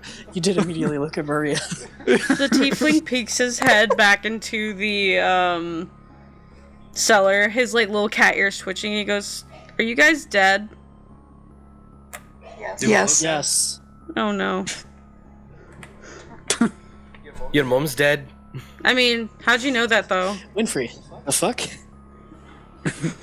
Ramirez rubs the bridge of his nose. Yes, there is another mystery to discern, isn't there? Yeah, the mystery of who the fuck are you? Ah! Oh, I'm Ewan. I just am tired. Wait a minute. Who are you? How'd you get out here? Wait, what? Oh yeah, I forgot there was someone else in here, huh? Why did I come here? Where did you come from? Oh, I'm from Icewind. And I'm sorry if this is a problematic way to phrase this. I apparently have a lot of behavioral unlearning to do, but why are you a fiend? Why are you a fiend? Just ask someone why they're a fiend, Rebecca. Because I'm a tiefling? Wait, time out. Tieflings aren't normally fiends, though, are they? Mm-hmm. Yeah, but wait, didn't he say his... Oh, wait, no, okay, hold on. Never mind, we're talking to the wrong person. Yeah, tieflings are humanoids. Yeah. That's weird, right? Anyway, I don't know if it's different in Kelmra. I'm not Maybe not in brain dead, Kelmra. right? Maybe that's normal. I guess I should be specific. It's a long story. I'm not dangerous, though, which also sounds really suspicious. But Imagine if you were dangerous. When we freaked out about all the mannequins falling from the roof, you probably would have, done something dangerous then.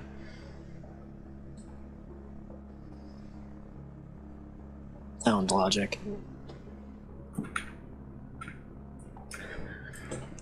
For a second, Joey was like, yeah, duh, of course tieflings are fiends. They're half fiend. And then I remembered that there's no dual typings in this fucking game.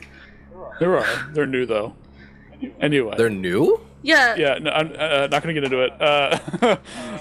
So Yeah, Chrono... by appearance, I am a tiefling, but I am actually from one of the hells.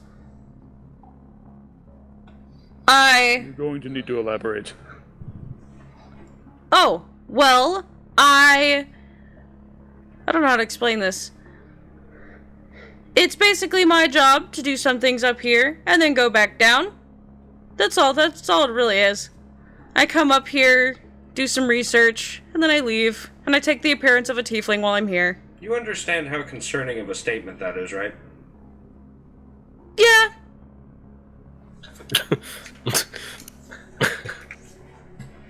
I literally came up here to write notes about rocks. Why would the hell... Oh, so it's like a... It sounds like they're just trying to get rid of you, to be honest. I mean, probably. I'm a tiefling with fucking cat ears and a cat tail. That's somewhat concerning, but you ask me. I don't know. I just come up here, take notes about things, and then I leave. That's it. Who do you work for? Your mom. God. Honestly, random blonde guy, if I wanted to try to pronounce his name, I would, and I really don't want to. It starts with a B. He's not a big major league guy, it's just he, tries to copy the name Beelzebub, but adds a bunch of shit to it, and honestly, it's not even worth the time. But he pays me good. What does he pay you in? I can't imagine you have much need for currency. Well, I mean, I stay up here. I just work down there. That's even more confusing. Why are you working up here? Makes me good money. Is the... I get like 2,000 gold pieces a job. May I see your research? So what you're saying is you have a lot of money on you. Wow, okay. I mean, maybe Charybdis isn't unfounded. I just mean there's already been one murder in the shack, at least. Yeah, Chronoharis is blanking At a at certain Maria. point. I mean, not on me. That's a shame. I'm not stupid. Sounds like what someone with a lot of money would say. I mean, if I want to make sure we have the situation clear here. You did go to sleep in what is, frankly, an obviously haunted cabin in the middle of nowhere, in the snow, completely by yourself. yes. Something you're just asking you to pretty be nerd. stupid. Why Well, were you not dead? so here's what happened. I was walking to go to Viron to write about more rocks, and then this fucking giant lizard came out of the snow and almost fucking ate me! Wait, what do you mean rocks? Like literal rocks? Yes, I am here to write about precious minerals. Okay. Cryptus wouldn't do that, Rocks! actually. Why... Okay, why would your hellish masters care? I don't fucking know. I No, don't that ask. makes sense. I don't ask. It does? Yes. I like rocks. It makes sense that a particularly rich patron, I imagine, would be interested in precious minerals. Although I can't discern their exact motives. Probably just more fuel to trick stupid mortals. So It would what work you're on me. saying is you're heading back to civilization. I mean, I'm going to go look at more rocks. Where are you... Cryptus just like blinks twice. Okay, which direction? are I you am heading? going to the Fey Lost Mountains in Viron. Which is which direction? He like points, and it's kind of in the direction y'all are going, but more off to the right because he's going to Viron. Okay, well we're going to Palor, which Viron's like past Palor, right? Viron Yeah. is. You're right here. Mm-hmm. The Fey Made Mountains are over here. Palor's right here. Okay. So we can just like drop this dude off in Skymount and then let him go on his own from there. Yeah, y'all are right here. Because like I feel like we can take a small detour to Skymount on our way to Palor. I feel like it's not a big deal. We won't travel with knights, but this random devil in the middle of the cabin, absolutely throw him in the back of the car. This guy's writing about rocks. Eat this Alright. motherfucker. This is just Mobius twins with my this is just Hell's version of Chrono Harris. This is comfy. No, I literally think that's it. This guy started saying smart words to Chrono Harris, and Chrono Harris was like, "No, I love this man. He's my bestie." Yo, this motherfucker got rocks. Chronoharis has been like Hell's inching Chronoharis. closer, like throughout the entire conversation, and he is about face to face with him now. I'm not kissing you. And he just pulls himself back up into the cabin. Chronoharis will follow. Allow me to read your research to verify your story. No, yeah, go right ahead. He goes behind this little bag, and then you hear him go, "God fucking raccoon!" And you see a raccoon hop over the chair and run. Oh god. Can I shoot it? Oh my god. Why? You're in the cellar. How did that raccoon evade magical detection? Might need to get that. No, he Winfrey, can you get that raccoon? No, y'all detected him in alarm because it said 2 creatures. Oh, okay. Yeah. Yeah. We didn't detect the other one. Yeah. Got it. It just scampers off. Yeah, Corinda's is gonna send Talk after the raccoon. Does Maria kill it first? I'm still in the cellar, so I mean, if it shows up after I'm out, then I will. But like, Merciless. Maria, your auto is leaking. No, if Chronoharis can conclude that the raccoon is not anomalous, then yeah. No, you detected it with your spell. It was one of the. Raccoon is not anomalous. I mean, I thought the raccoon was going to be the mastermind behind all this. I love this campaign so much. No, it's just like How did the raccoon evade detection? it's like sitting at the door, just scratching at the door. Chronoharis just kneeling down, staring at it. Talk is going to pet it. Talk's going to what? Pet it. It like bunches up and goes, and then Talk just starts petting it, and it just crosses its eyes like, what? Me too, raccoon. Charybdis is going to Can I talk. use comprehend languages on animals? Da-da-da. Oh, no, it's self-only. Shit. Okay. Fair enough. If it seems alright, I guess Chronoharis, unless anybody else wants to do something to it, will open the I door. want to give it a piece of tack first. Okay. After it gets a piece of tack, for its troubles. Fucking sprints. Oh. Unless Marie wants to do something. I mean, if I would have been able to get upstairs in time. I mean, I don't think it's a rushed venture. Like, by the time you get up, it's probably getting the tack, and Chronoharis is about to open the door. Okay, yeah, I think Maria would try to throw her trident at it. Oh my god! Oh my god, give it its last meal and then fucking skewered it with a big fork. Maria, why? Yes! Alright, make me an attack roll. Oh my god. It's food. It's gonna be a 22 to hit. Oh my god! Yeah, that's over 10 its AC. Wherever he walks upstairs, like, oh my god, a raccoon! Oh my god! How much damage? How much health do they have? Raccoons have about 2 health, I think. They have 3 hit points. Grim outlook. I love that raccoons have like 2 or 3 HP less than a commoner. That makes me really, really laugh. How much damage did you do, Maria? That was 5 damage. Oh no!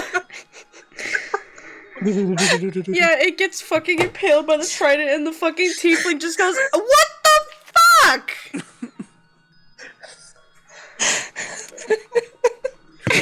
Dinner! This is just like staring at her hand that had the tack in it, and staring at the freshly skewered raccoon, There's blood all over his face. and just like looks back at Maria and says, I would like the record to show I no longer feel bad about anything I've said to you, and then she goes downstairs. For a raccoon. Wait, what? Rory does come up, and she's like, why did Mr. Raccoon need to die? I don't understand. Sins. Oh god, what the fuck? It's got dark Raccoon really has a fast. even fucking Winfrey's like, what the fuck? Are you gonna make a hat? Why did you do it?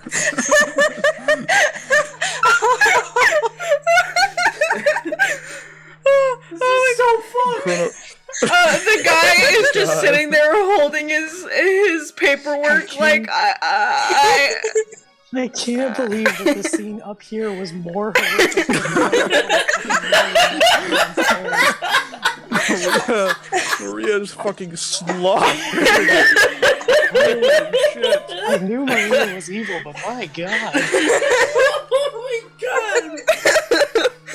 Like, it was just chilling. No, there wasn't any, like, delay, too. Maria walked up, I'm gonna. saw it, and chose violence. I think Winfrey's gonna actually ask in character. So what was that for? Food, dinner. Chrono Harris Guys, pulls out I've got- the good berries, which you now I've got know. a dog in the back.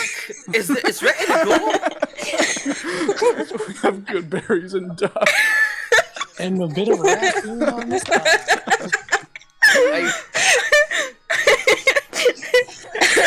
I would How never was make I supposed to you. know? I'd never make you a raccoon. Come on now. Chrono Harris is gonna take the well. paperwork and exit stage left. Dice or nothing. After giving it prestidigitation to clean up. Fucking, By the way, His name was Sister Carlos. Charybdis. yeah, No, we don't give them names. Talk was like right next to this raccoon as it got fucking impaled. And it is just like stared at the raccoon in shock for a few seconds, and then just like with like shaky hands, just like caresses its dead face, and just like looks up at Maria and just has this expression of just why. and then like the cock just, like, looks back at the raccoon, and then like just hugs it, and then just like starts shaking. We have another 2 hours. Holy shit. Oh, so when I kill something that's small and adorable, it's like a bad thing, but like when you guys attack a fucking magical creature for no reason, that's so fucked up. You know what? Bring it up Maria to is right. Griffin. Hood rat shit. Wow, this is really Maria's revenge for us making her watch us kill a majestic griffin. Yeah.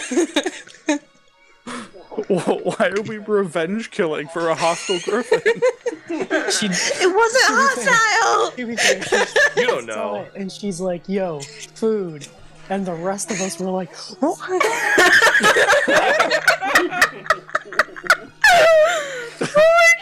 Task Foremost food, succeeded secondary revenge murder. Why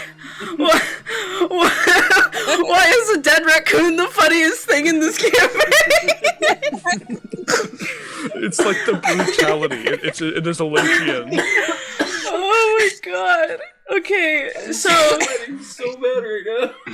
So the guy walks up to Chrono Harris and he just shakily hands him his papers. And he goes, do you still want to read it? Who's everyone so so distraught over a unimportant. raccoon? I was asleep, and then a bunch of people came into this house that I was totally squatting in, and then one of them wanted to read my papers, and then I watched a raccoon get impaled. So quite frankly, I don't really know what's going on right now. Do you still want to read them? Are you a raccoon? No. You'll be okay. And he's going to read the papers. Yeah, and Chrono Harris, it's actually, like, very well written, like, documentation of different, like, fucking precious materials and license. Like, there's, like, a whole thing on lycerite, there's a whole thing on some, like, amethyst. Like, there's, like, little drawings and diagrams and stuff like that, and then there's, like, documented interviews from some of the miners. And if you look past the raccoon viscera, you can see a little bit of what looks to be elemental properties of various different geometric shapes. Interesting. Okay. Yeah, anything Chrono Harris can use here, or is it just... The story checks out? The story checks out. Got I mean, it. unless Unless Chrono we're Harris trying wants to- to remember the magical, like, how some other stones and shit can have magic pass through them. And then we can murder this guy too, and just really completely. Yeah, true. For And food. take all of his money that he totally has on him. Alright, yeah, Chrono's gonna copy down the keynotes and give it back. His story checks out. Yep. I must ask, though, Yuan, how have you not died so far? Well, I'm not completely useless. I know some magic. It's just I really avoid combat. Hence why I was hiding in a cabin from a lizard. There's been a lack of trident-bearing sea elves in his travels. Maria Raccoon Killer. Holy shit. Trident is forevermore the Raccoon Slayer.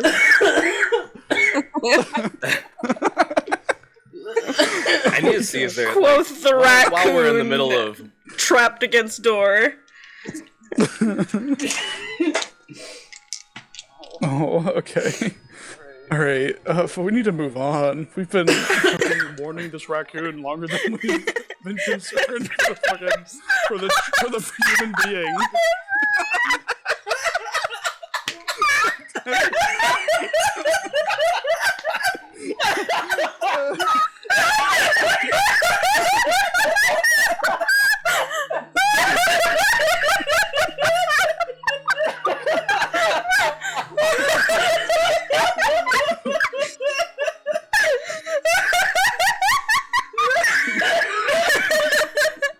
This is the most murder hobo-y shit y'all have ever done, and it was against a fucking raccoon!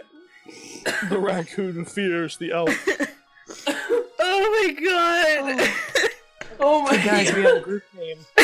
We're the Hawks and Owls. And, God damn. The Hawks of Kelmra. Oh fuck, okay. Oh my god, alright. real though, can I take its tail? You may as well. I'm gonna explode. Anyway, this cabin was not supposed to take 2 hours. Alright, do y'all wanna... Yeah, we keep going. Yeah, do y'all wanna... Neither was moss in the woods. Do y'all wanna... It'd be like that sometimes. Do y'all wanna take your long rest? Yeah. Uh-huh. I performed ceremony on the raccoon. And do it. So I'm gonna go back to the wagon and make some crispy duck for everyone. Maria, when you're done harvesting that raccoon for everything it's worth, you're more than welcome to join us. Oh my god. Okay, yeah. There is one thing that I would like to do. I just want to ask. What's up? I want to ask fucking Susan. I forgot his name already. Kinda. No, it's Susan. And I want to ask Susan if he would like me to bury his body without performing the funeral rites, or if he wants it left down there in case that messes with his curse. He gestures with his hands to leave it down there. Alright. I close the door and throw the curtain on top and, hope Hell it doesn't yeah. stink. We need to go. So, And I go to bed. take our long rest. Sleep. Fucking somebody watches something. Yeah, y'all are in a confined space. Y'all don't need to watch. Hell yeah. Tomorrow, we get the spells going and we head out. Oh my god. Yeah, Dr. Agartha in the morning has made an immaculate headstone, and has buried the raccoon. I am going to... And there is, like, a 4-page soliloquy ingrained upon it. Hey, Chas. What's up? I'm going to be using my spell slots and remaining sorcery points to rest cast 2 extended spell Tiny Servants and an extended spell Aid on Reverie, Winfrey, and Chrono Harris. Okay. So is that 5? Yeah. Got it. Oh my goodness. Yeah. And... I needed to say something, but I've forgotten. Let's keep going. Holy shit, Maria has the tail on spell. Okay. So, getting back on track, that was fucking great. But in the morning, so just to make everything clear, are y'all taking the detour to Skymount? Yeah, fuck it, why not? Okay. What are we doing there? I guess dropping off what's it? And just checking it out. I mean, we just bring him close, then keep going. Gives me a chance for some possible new flashes of inspiration as far as recipes are concerned.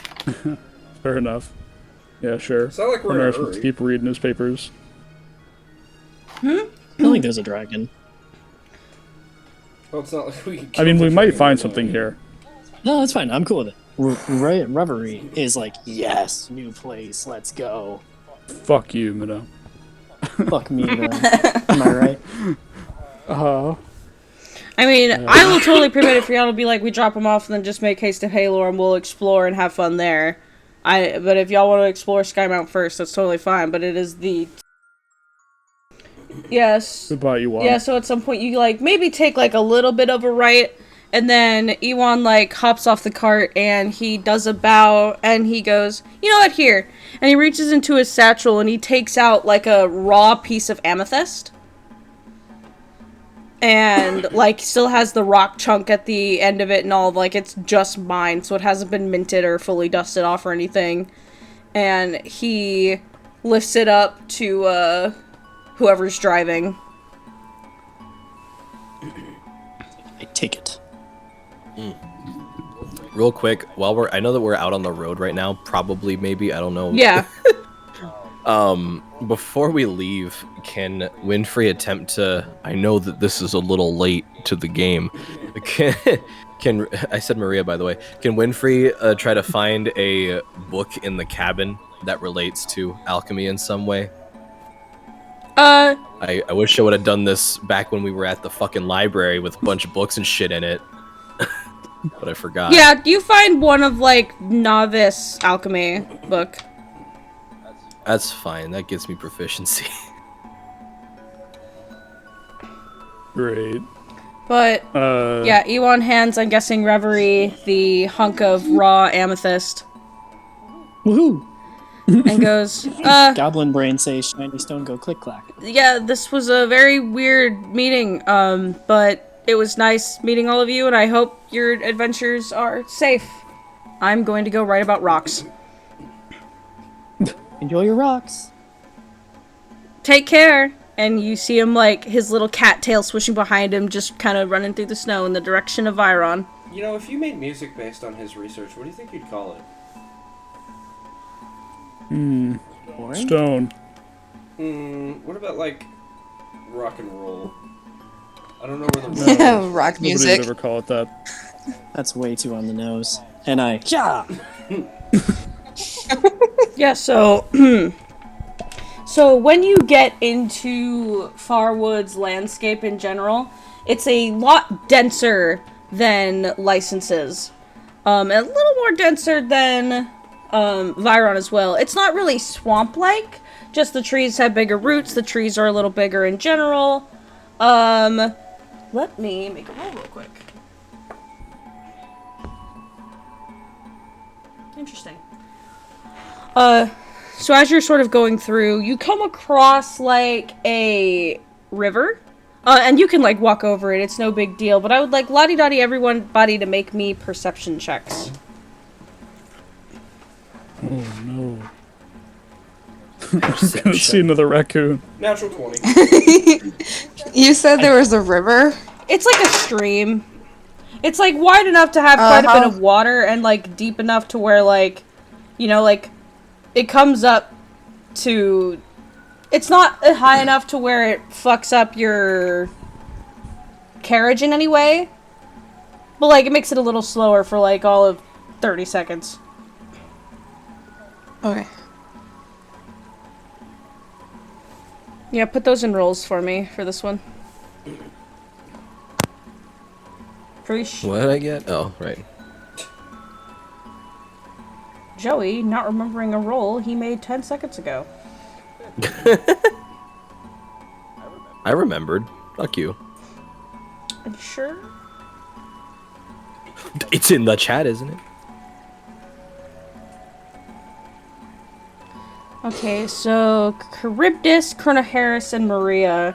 You know, you're just kind of passing over this stream, and a little ways away down, you see something in the water. Hasn't noticed you in any way, shape, or form, but I just want you to see it. There must be something in the water. Yeah. What does it look like? I'm about to send a reference in the chat. Hold on. It's just my phone. Ooh. My phone sucks. Are you gonna throw your trident at it? No. It's a water creature. Why would I? Oh, that's the line. Yeah, of course it is. If the raccoon were in a little fucking pool or something, would you have spared its life? Wearing a little floaty. What size class is this creature? Huge. Oh, it's in. Wait, in a stream? Yeah, it's not like it's swimming or anything, it's just walking. Wait.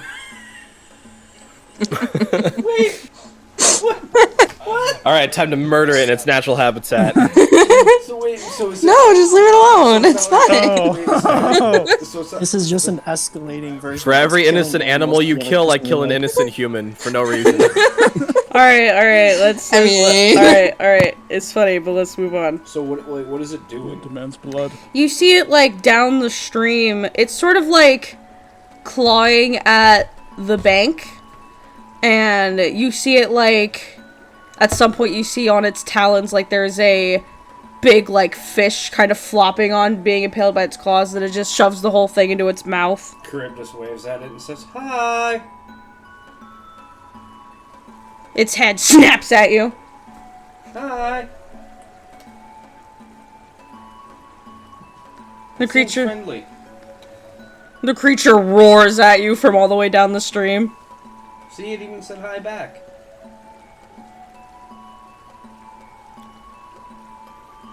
Guess we'll Something keep wrong going. with you. It's just a big. I have a question. What's up? Okay, because I am a sea elf, I have this trait called Friend of the Sea. Using gestures and sounds, you can communicate simple ideas with any beast that has innate swim speed. Mm-hmm. I was wondering if that, like, would work back and see if, like, the roar it made was, like, angry or if it was just, like, annoyed kind of thing. Like, Territorial. okay. Noted. Yeah, this creature, you kind of see it, like,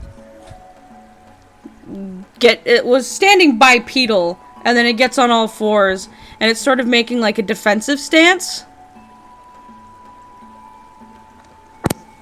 Okay, I want to, use some sounds and gestures to communicate that we're not hostile and we're just passing through. Make me a performance check. Okay. It's good at those. Ask Bard to do Bard shit. Performance, that is gonna be a 24. Yeah, you, like,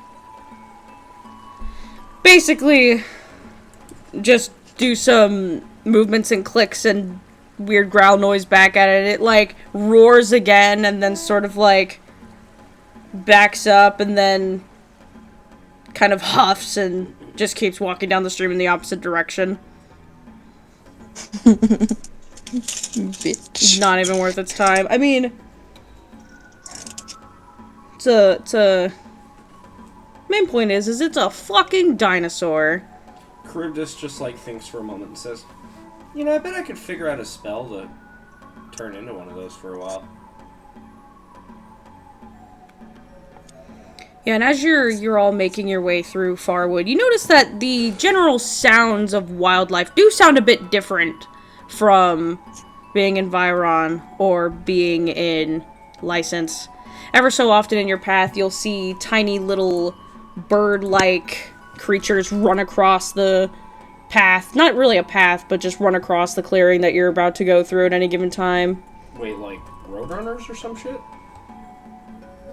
No. Like little raptors. Raptors as in the dinosaur, or raptors as in a bird of prey? Technically both, but dinosaur. Excellent. Like little shits like this. Let me put another... Little shits like this just kind of running around. Running through the trees, running on the ground. Ah. Unnerving. But friendly. I love him. I sure hope nothing bad happens to him. You just hear just crazy noises from all around. nothing happens. So at the end of y'all's journey, it's about like mid to late day. It's not necessarily night, but it's not necessarily earlier in the afternoon. The sun is starting to go down slowly since it's a longer day. And the gates of Pelor are open. There are, you know, as always, like 2 guards sort of standing watch. They sort of like do a once over of your cart. They don't really go in and like really look around. They just kind of like, you know, do a little glance and whatnot. And you get into the city proper, and it's really weird. So let me describe how Pelor kind of looks. Pelor looks like a cluster of castles that are connected to each other. There's not really much of the city that is actually outside. It looks like these sort of ivory and emerald colored just towers and castles that are all connected by like inner like walkways, like you can see where they are just built, where you can just see that it's one hall connecting a castle to another, and that is the entire city. A lot of it actually isn't inside. So you walk through the gates and you are inside of a building, a very large building, no less, and it's built like a city on the inside. It's just not a thing where there's multiple buildings in an outside setting. So it's a closed-in city. Yeah. We never got the actual location of the inn or the guild from the people, so Chrono Harris would try and find a help desk or a guard who can direct them to the Adventurers Guild. Make me a perception check, Chrono Harris. Alright. He's using his eyes. It's an 18 on a perception check.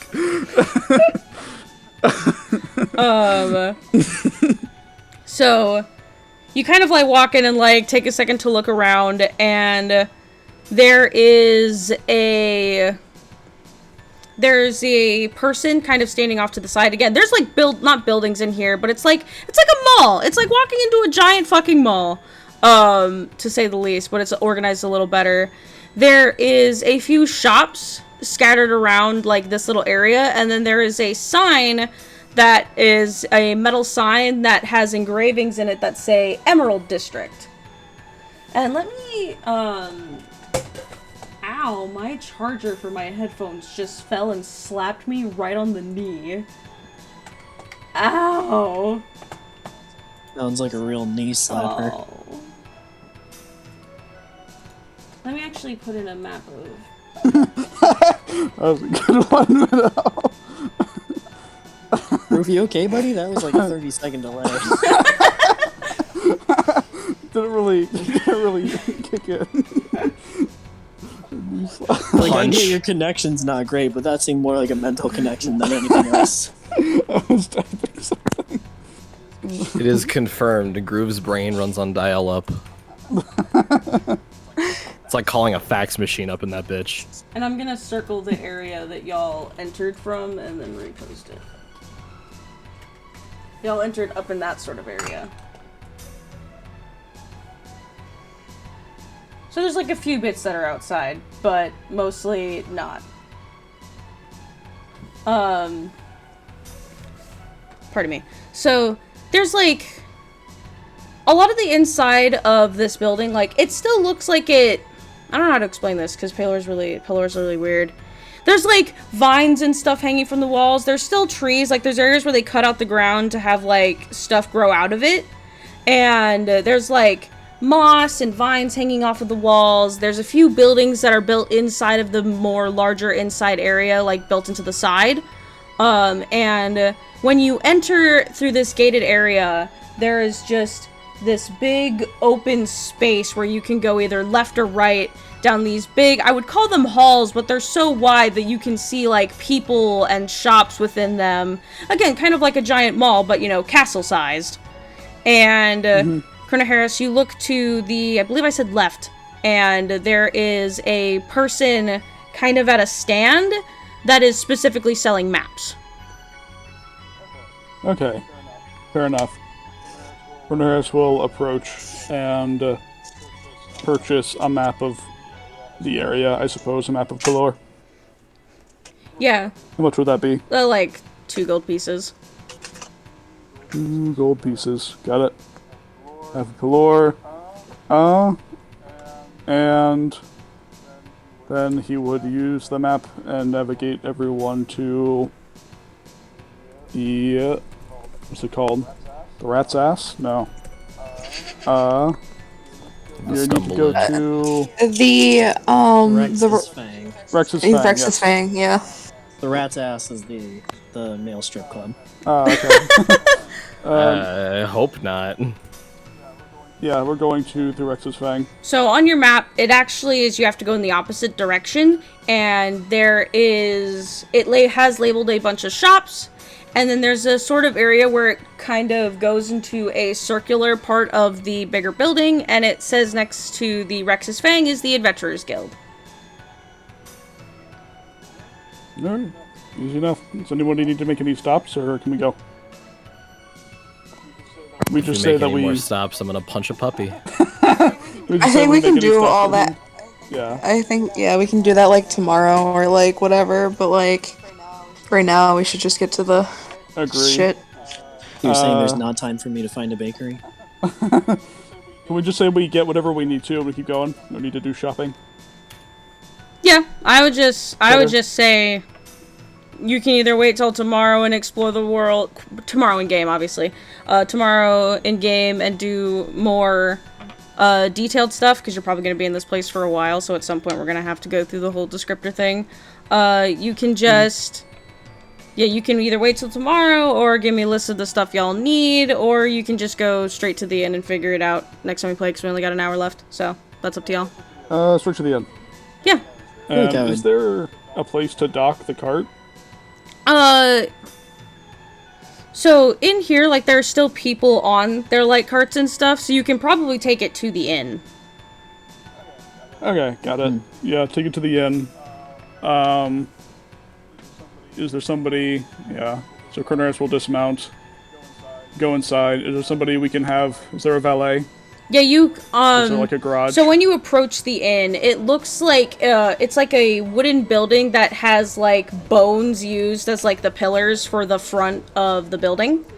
That all have, like, very intricate etchings in them. And there are sort of, there's, like, a spot for people to park their carts off to the side. Because it's a fairly large building, because it's a big inn. Where you see people have their things parked and whatnot.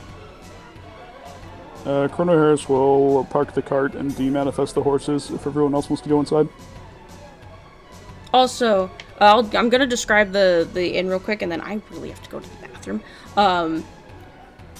So, do the lot of you go inside? Is that all good? Yeah. So, the lot of you walk inside, and it is this... It's much more, I guess, cozy looking than it is out there, because all the walls in Pillow are, like, usually, like, white and green and, like, have, like, intricate, pretty carvings. When you go in here, all the walls are, like, wooden, and it's very cozy, and all the lights are very, like, warm and whatnot, and you can see that they use hollowed out, like, teeth and bones to make, like, the torches that are in here. So that way they give off this sort of warm yellow light. All of the tables are made out of, like, tree stumps that have been cut into, like, a thin piece to be placed on top of a wooden, like, pillar to make a table.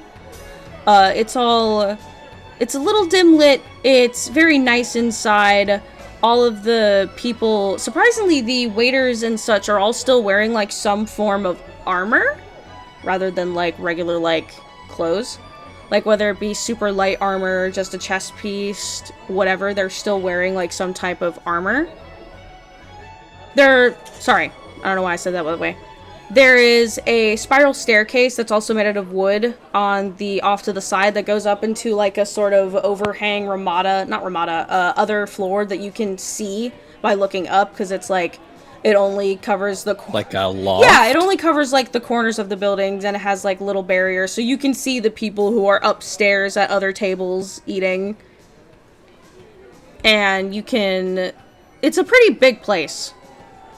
A lot of you walk into the inn, and actually, like, sitting right at the bar, which is made out of a log that's, like, been cut in half, and also same kind of thing, but it's been put on, like, marbled stone. So it's this very nice, like, crisp, clean-cut bar. And on the back bar, like, everything's all adorned with, like, leaves and moss and vines and stuff like that. And there's, like, a glow at the back of the bar to make all of the bottles and stuff kind of glow. So everything's dim lit. There's some nice color here and there.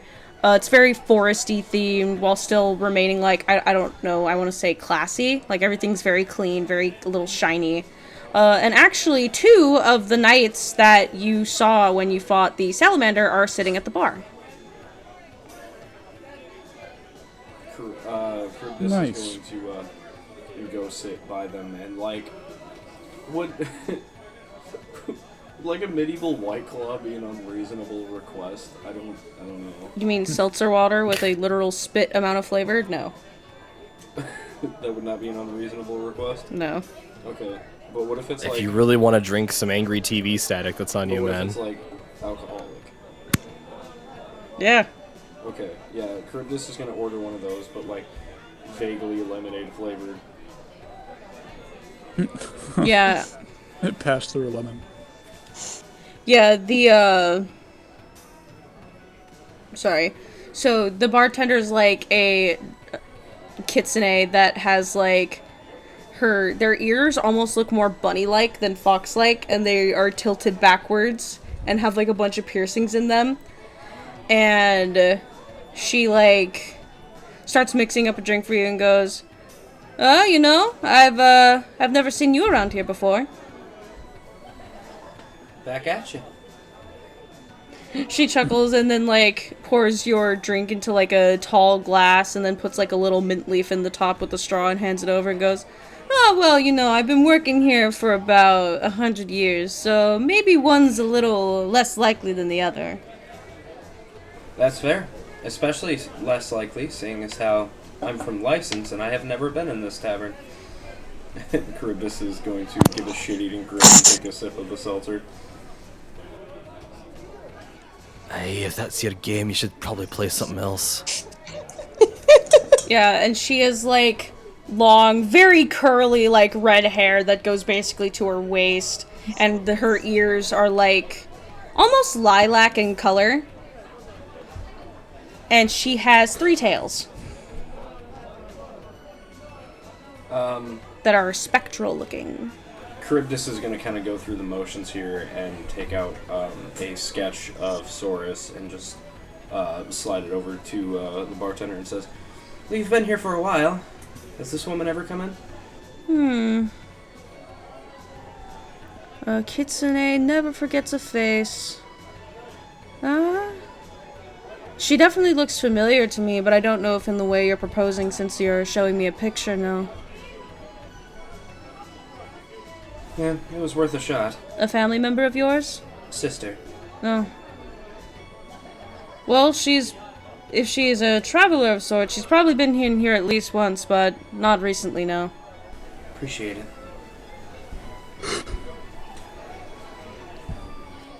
it. She, like, does the rest of the party, like, sit down? And do you all sit at the bar or sit at a table? The bar's pretty long. It has, like, 12 seats on it, so they're not crushed for room. Winfrey would sit at the bar for sure. Charybdis is, Yeah, definitely. Charybdis is going to buy Winfrey, Maria, and, well, I mean everybody. Charybdis is going to buy a round for everybody. Reverie is not there. Where's Reverie? Forgot how to breathe and then died. For you to worry. She got lost walking through the bakery. Reverie's just in the other corner, hanging out with some random people. Oh. He just kind of like forgot the group was there and is currently off hanging out with other people. Yes, so what brings she like kind of like stands on her tippy toes and looks over at Reverie and is like, okay.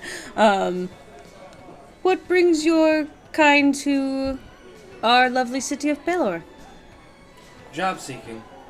Oh!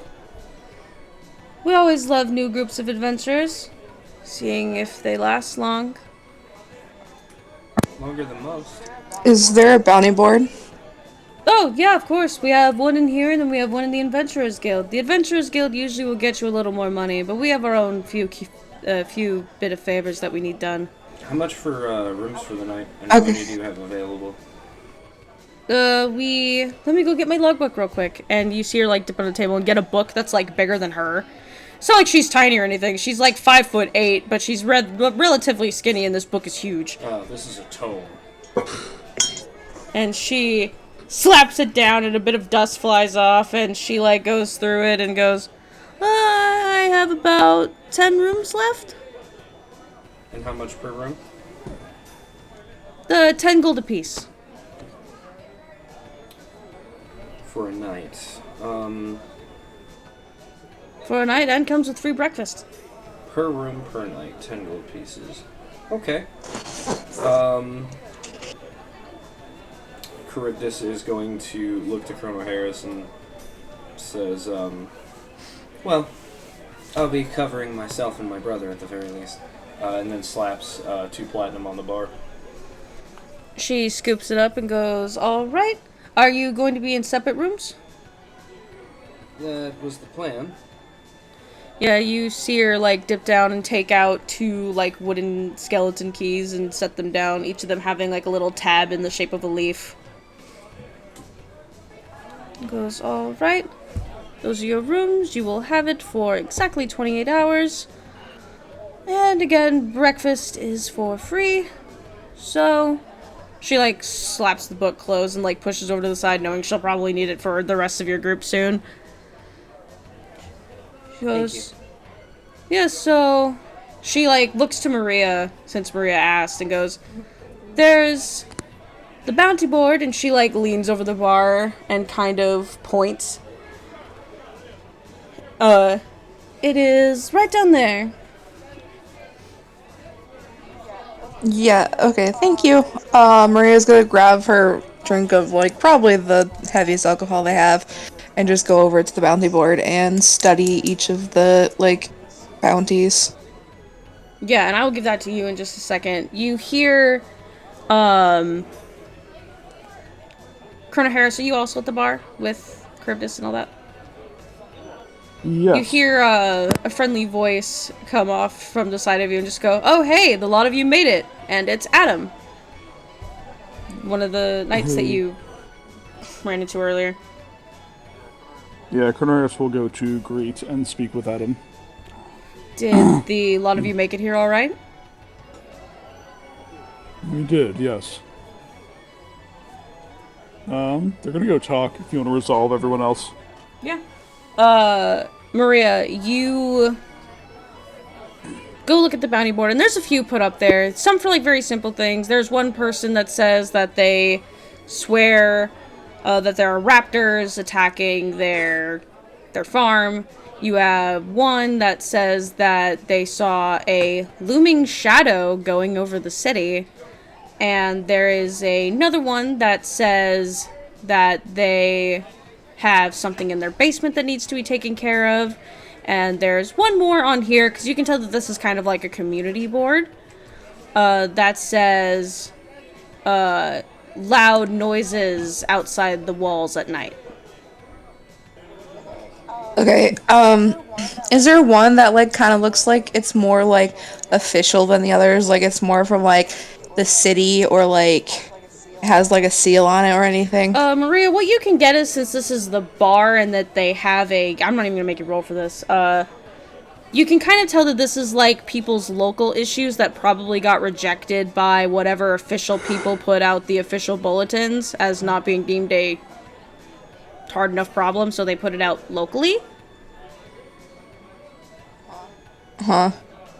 Yeah, So if I want to do that, I'm gonna have to go to the fucking adventure Yeah, hall. you'll have to go next door. Would it be, like, common knowledge that it's open to, like, the public, or is it just open to people part of the adventuring guild? Make me a history check. This has been around long enough where I can apply this here. It's going to be a 19? Yeah, Maria, you, while probably have not passed through Pillar many times, you do know that the Adventurers Guilds in most cities usually do not require you to be a part of it to take work there. So you know that you can probably just go get work from there as well, and it's more official work than this community board. Okay, I'm going to slip out when everyone else is busy and go to the adventure hall to look at that bounty board. All right. Yeah, and I will get back to you on that in just a second. Winfrey, what are you up to while in here?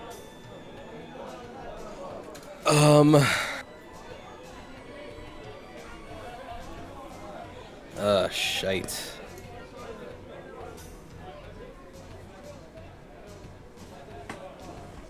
Probably drinking my cares away. Fair enough. It's been a minute since we've been to like an actual tavern, right? We've only been going to like people's houses. Yeah. No, this is the first time you've been in a bar since you been on the Siren Song. Yeah. 3 weeks ago. I'm gonna drink like fucking crazy. Yeah. Reverie, make me a perception check real quick.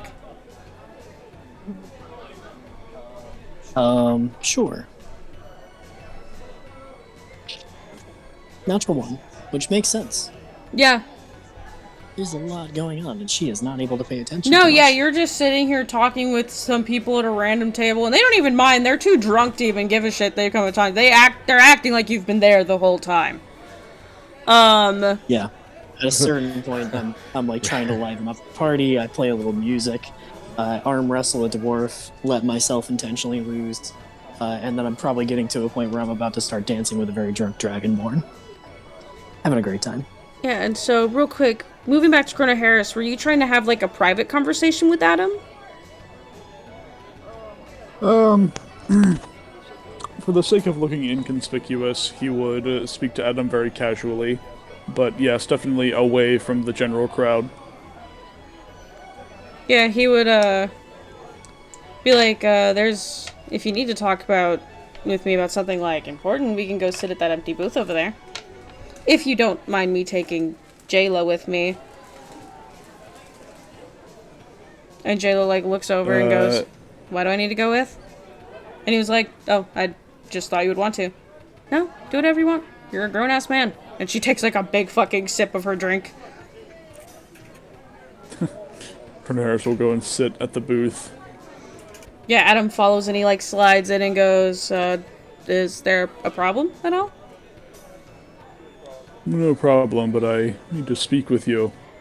I see where you're looking for connections and work which will earn us a certain reputation. I have a greater ends to which I am working toward, as do my party members. So, if possible, I would like for you to help me establish a connection with the guild as well as the Knights of Pelor. And perhaps let me in on any peculiar happenings.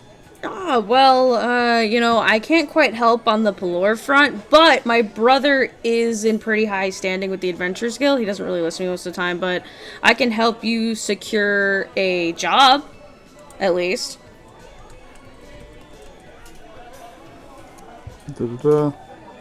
What sort of job would this be? Are you familiar? Sometimes they're favors around the city, sometimes they're killing things, sometimes it's, like, still killing things, but, like, within city bounds, and it's like, I don't know, maybe someone has a rat problem. That's usually more for the community board. I believe since you are all a group of 5, you'll be able to get a lot of the hunting, he's, like, rubbing the back of his neck. Some of the hunting jobs a little easier. Your group is, like, just the right size for the Adventurers Guild to accept it. Outside formal matters, then, are there any issues which are unresolved within Pelor? He, like, looks to the side, looks to either side, and kind of, like, leans upward as if to check, trying to also be inconspicuous, and he leans forward and goes, so, I think there's a dragon luring around here. No, but, like, listen. That is... But here's the thing, right? And he's, like, trying to whisper. He goes, the leadership here, they're trying to pretend like there's not, and I don't know why. That sounds foolish. A man had his whole fucking house that is like kind of outside the bounds of the city frozen solid, and they told him that like he was imagining it. Or like he did it himself. And there's no way he would have access to that kind of magic. He's a fucking farmer. I certainly understand the frustration of being rejected by an institution. Could you tell me this man's whereabouts? He's on the complete other side of the city. A little bit outside of it, you can go through the south gate. It's Palora's pretty big, so it would take you a little, like maybe like half a day to get there, but he lives like just outside of the walls because he's a farmer, you know. Runs a little wood mill as well. Poor guy, he's lost almost everything. The Knights did everything they could, you know, to get him back on his feet, but like, how do you even recover from that, especially being told that it didn't happen?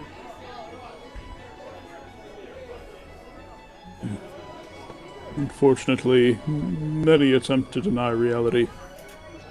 What is this man's name? Hello? His name... You're still good, yeah? Okay, good. His name is Jonah, I believe. Got it.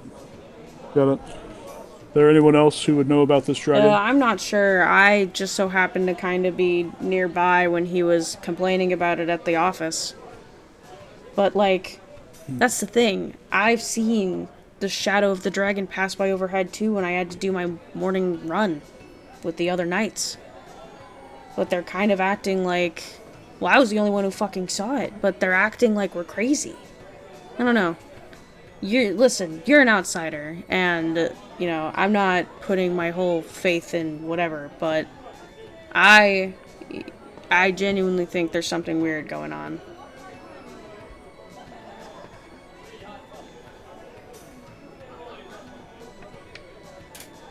But if you're looking for work, or if you want work particularly with that, like you know something about it, you'll have to work your way up for sure before anyone even trusts you, considering they're lying to their own people. And he, like, sits back against the booth. He goes, but hey, a lot of you came in and helped the fleet of knights, so maybe it helps somewhere. Thank you for your cooperation, Adam. I assume you'll keep this between us. And Colonel Harris slips him 5 gold pieces. He, like, takes it and goes, thanks, just be careful, okay? Especially as of late, there's a lot of snakes in Palor. I don't know what's going on. Yeah, Colonel Harris seems legitimately irritated at this point. He says, I shall. And he will get up and rejoin Charybdis. Yeah, and Adam will get up and rejoin Jayla. Jayla's, was actually sitting next to Charybdis and, like, didn't really say much, but, like, kind of leaned forward and said, hey, thanks for, like, healing me up a little bit when, that fight was over.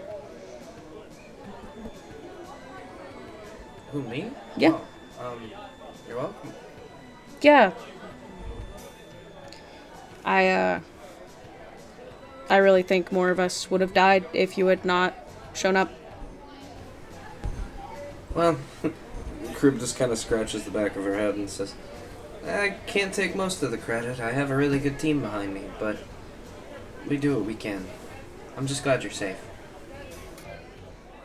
Yeah, and like she starts to like seem to kind of open up a bit, and then Adam comes back and sits down and goes, and he like sits back down in the seat that just so happens to be between you two, and he goes, huh, well, you doing okay, Jayla? And she like actually like smiles a little bit and goes, yeah, I'm fine, thanks. I'm Charybdis, by the way. Charybdis Mobius. I'm Jayla, and he's Adam. Pleasure. And, Charybdis just kind of gives Jayla a warm smile. Yeah, and then real quick, we're gonna go to Maria. So, Maria, you went to the Adventurers Guild? Yes. Make me an investigation check real quick.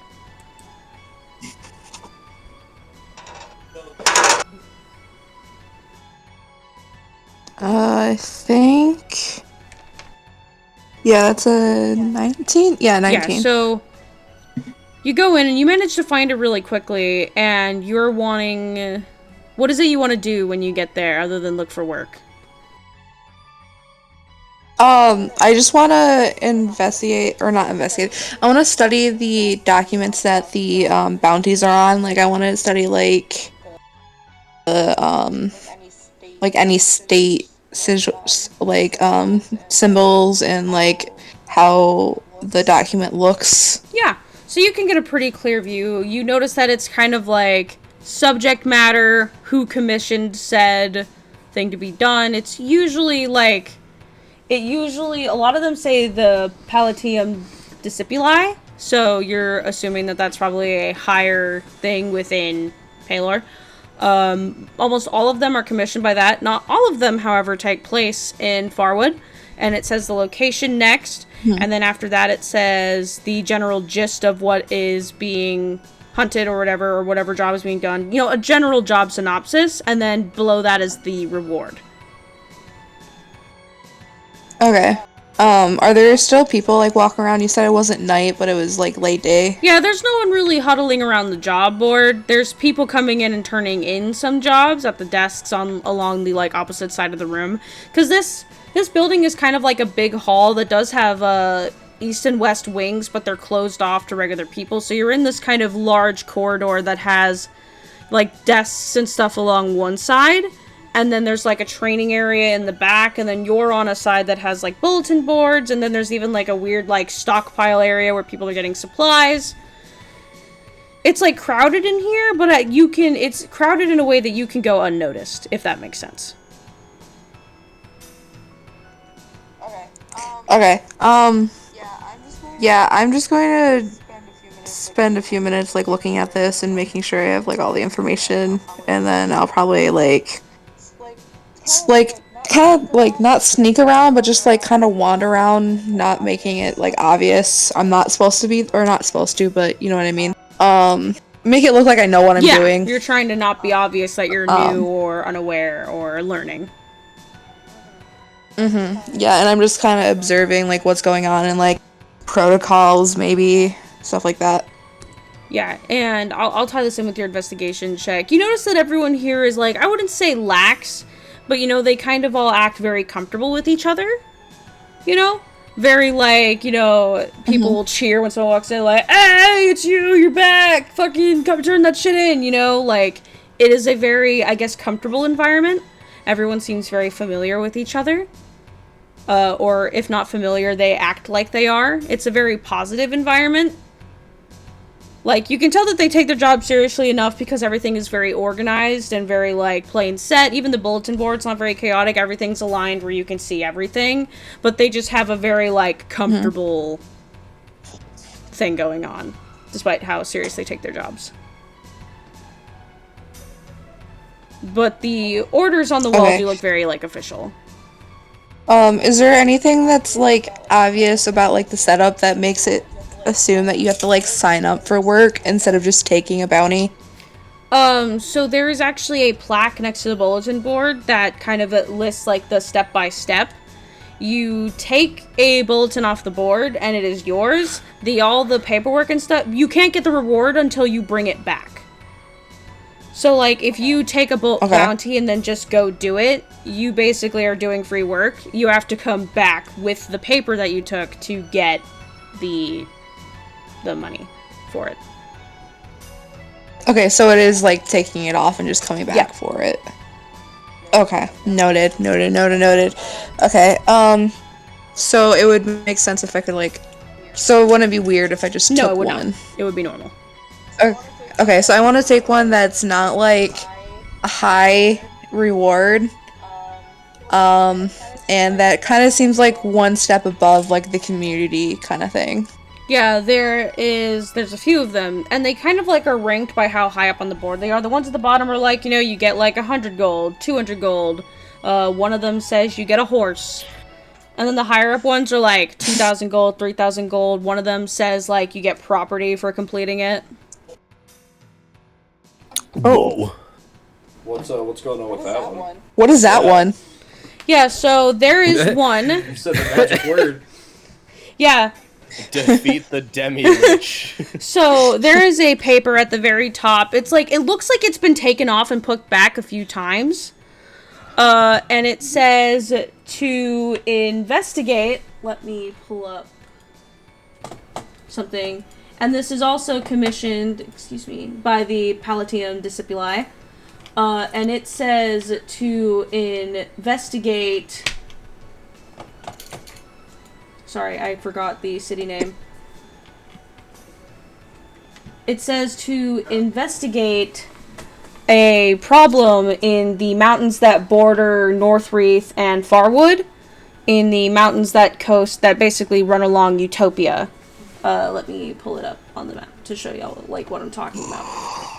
Because it's like an unnamed mountain range. You know, it's just kind of there. It doesn't have anything special about it, so it's not named. Also, for the sake of like clarity and whatever, post meeting, can we get like a full typed out description of what's going on with that? Oh yeah, I will type it out in the format that it would be on the flyer rather than making y'all remember it by word. No worries. Appreciate it. Yeah, so it's basically saying that there have been magical anomalies in the mountains that border Farwood and Northreath, and that it's more on the Farwood side, and that the reward for solving it is getting a piece of property. Like land. Okay. Wait, investigating. I'm sorry, investigating. What was it? Magical anomalies in the mountains. Charybdis's job. Okay, cool. Instead of taking like a cheap one, she's gonna take that one because of its location and nothing else. Yeah. So you take that one? Cool. Again, I will write it up. Do you do anything with it? Do you take it back to the party? What do you do? She would pocket it for now, and then return back to the bar. All right. When you get back to the bar, Maria, there is. I would like la-di-da-di everybody if you want to. This is optional. So make me a perception check. Dog shit. Perception. No, it's actually not dog shit. I thought that was a 2, but it was actually a 12. It's could be better, could be worse. That's not. There we go. 23. Look, see. Yeah, so Charybdis and Corona Harris, you're both sitting at the bar, and you hear a commotion kind of going off by the entrance, but off to the side. You see a group of, like... You see a group of, like, 4-ish guys, you know, they're being, like, you think that they're being loud and just partying, you know, arm wrestling, whatever, but then you see one guy, he's, like... You see, like, a big Goliath man fucking shove this, tiefling into the wall, and he just goes, "Oh, ow!" And the guy goes, "Where's my fucking money?" And, like, shoves his shoulder, and the guy just gets pushed to the wall again. And he goes, "Cough it up! Let's go!" Charybdis gets up. Is this is Yep. in the bar, right? Who Okay, notices guys, this? you're about to see some crazy shit. Yeah, Charybdis and Corona Harris would see this definitely first, but as it gets louder, it would become a thing that is not very, like, not seeable. And the guy goes, "Back off! I didn't even owe you any money. Just because you tell me I owe you money doesn't mean I do." And the guy goes, "Is that so? Your broken skull won't be agreeing with that here in a few minutes, now will it?" Charybdis is going to, how many does it seem like are taking the side of the, extorter in this situation? About 4. And there's a Goliath man, there's a dwarven man, and then there's 2 people that just look like humans. Yeah, Charybdis is going to spend 2 sorcery points to, give the dude who's you said he's a tiefling that's getting the shit kicked out of him a barrier. Yeah, so this guy goes to, like, punch him in the face. I have a question. I have an answer. If I casted floating disc and I turned it sideways, could I squeeze it between them so there's like kind of like? That is not the question I thought you were gonna ask. I thought some buzzsaw was happening in a few seconds here. You want to try to add another barrier to the barrier of barriers? Yeah. I don't see why not. Okay, I'm Come on, gonna Joe. do that. It's not a raccoon. Does It's a tiefling. Tensor's floating disc have an AC of any Shit. kind? No, it just says it can hold up to 500 pounds.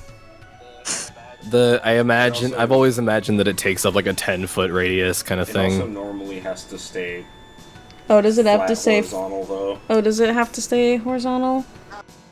Oh. That's why I asked if I could turn it sideways, but I guess not. Okay. I mean, that's still like a barrier, right? Like, it's hard to punch someone over a table. That is Yeah. No, yeah, that is true. It can still do its intended purpose. Yeah, like the guy gets like kind of shoved back, Okay. and he goes, "What the fuck?"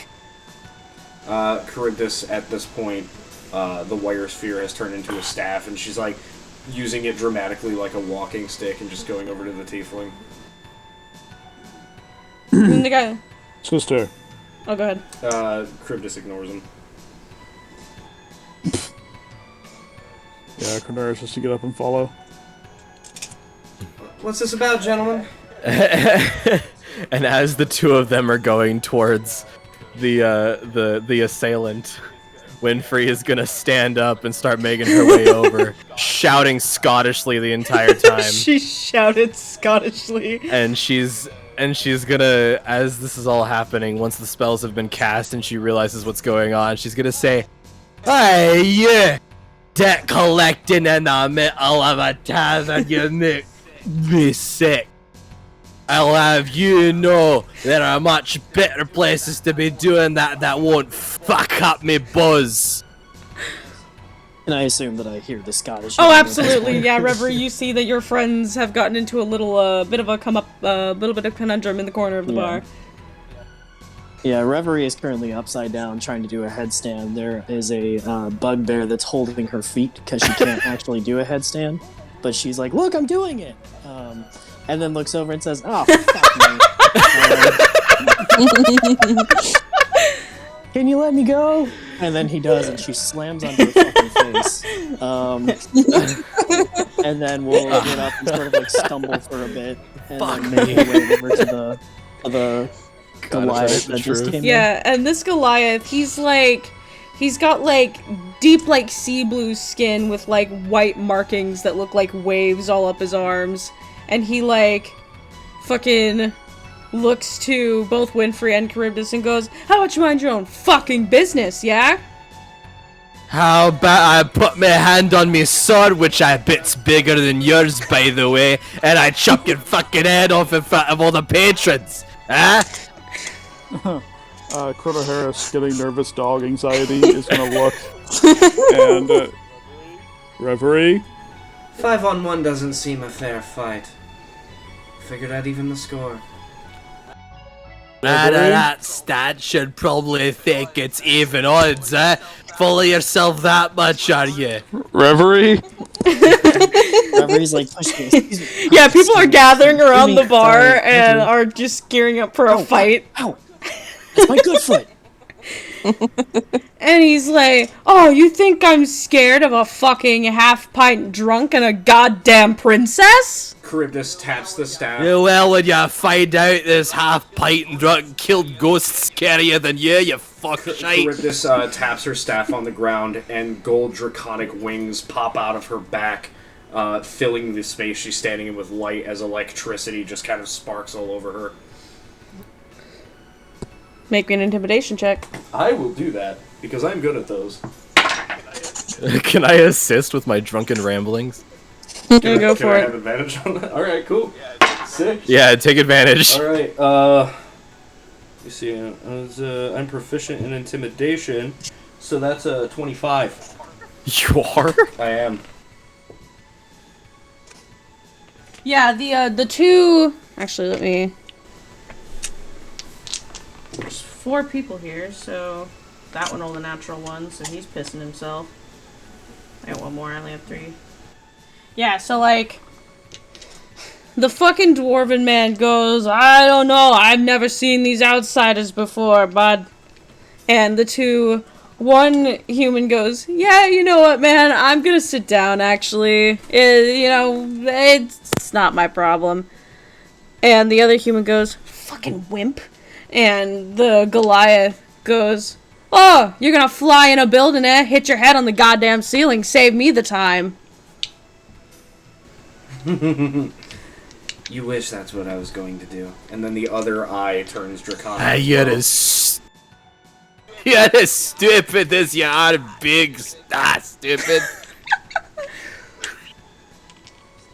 Reverie still pushing through the crowd. Yeah, Chrono Harris, recognizing the need for a social worker, is going to use telekinetic and start pulling Reverie 5 feet closer, steadily, Yeah. which essentially just looks like him pointing his hand over, and Reverie just very rapidly and very erratically changes positions to be 5 feet closer. Yeah, Reverie, at some point you fucking just bowling ball through a lot of people until you make it to where everyone is. Oh, fuck, I'm sorry. I'm so sorry. I didn't mean to. Oh, God, Jesus. And she, like, keeps getting pulled further. Knocking people over. Yeah.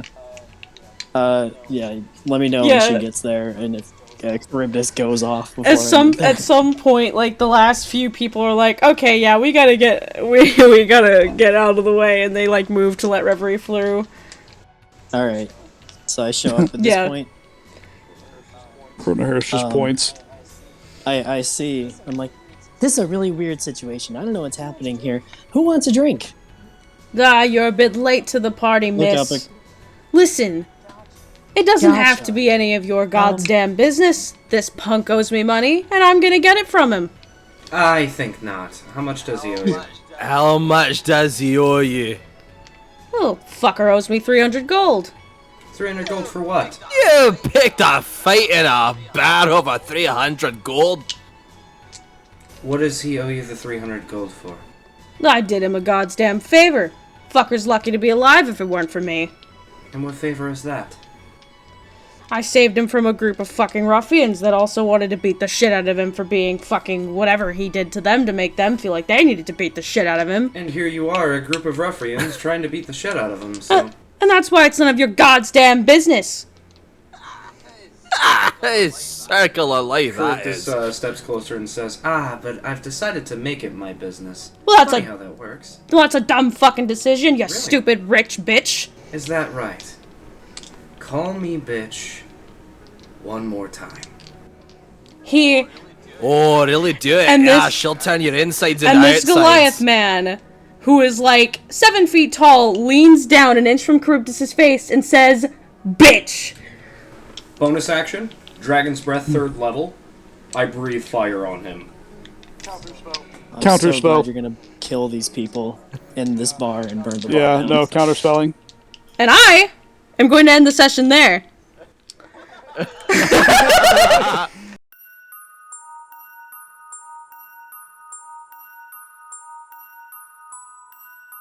Hey everyone, this is your DM speaking, and thank you so much for watching the 23rd episode of RollBound. RollBound's episodes will premiere every other Monday on YouTube and Spotify. Be sure to follow us on Twitter at RollBoundPC for more updates, TTRPG content, and most of all, memes.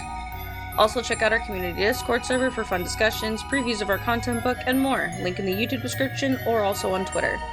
RollBound's content book, Chast's Guide to Kelmer, is also in the work and will debut when we are sure that it is ready. Hope everyone tunes in next time to see as the party unravels whatever is going on in the bar, as well as embark on a new adventure to figure out about the anomaly in the mountains. See you then.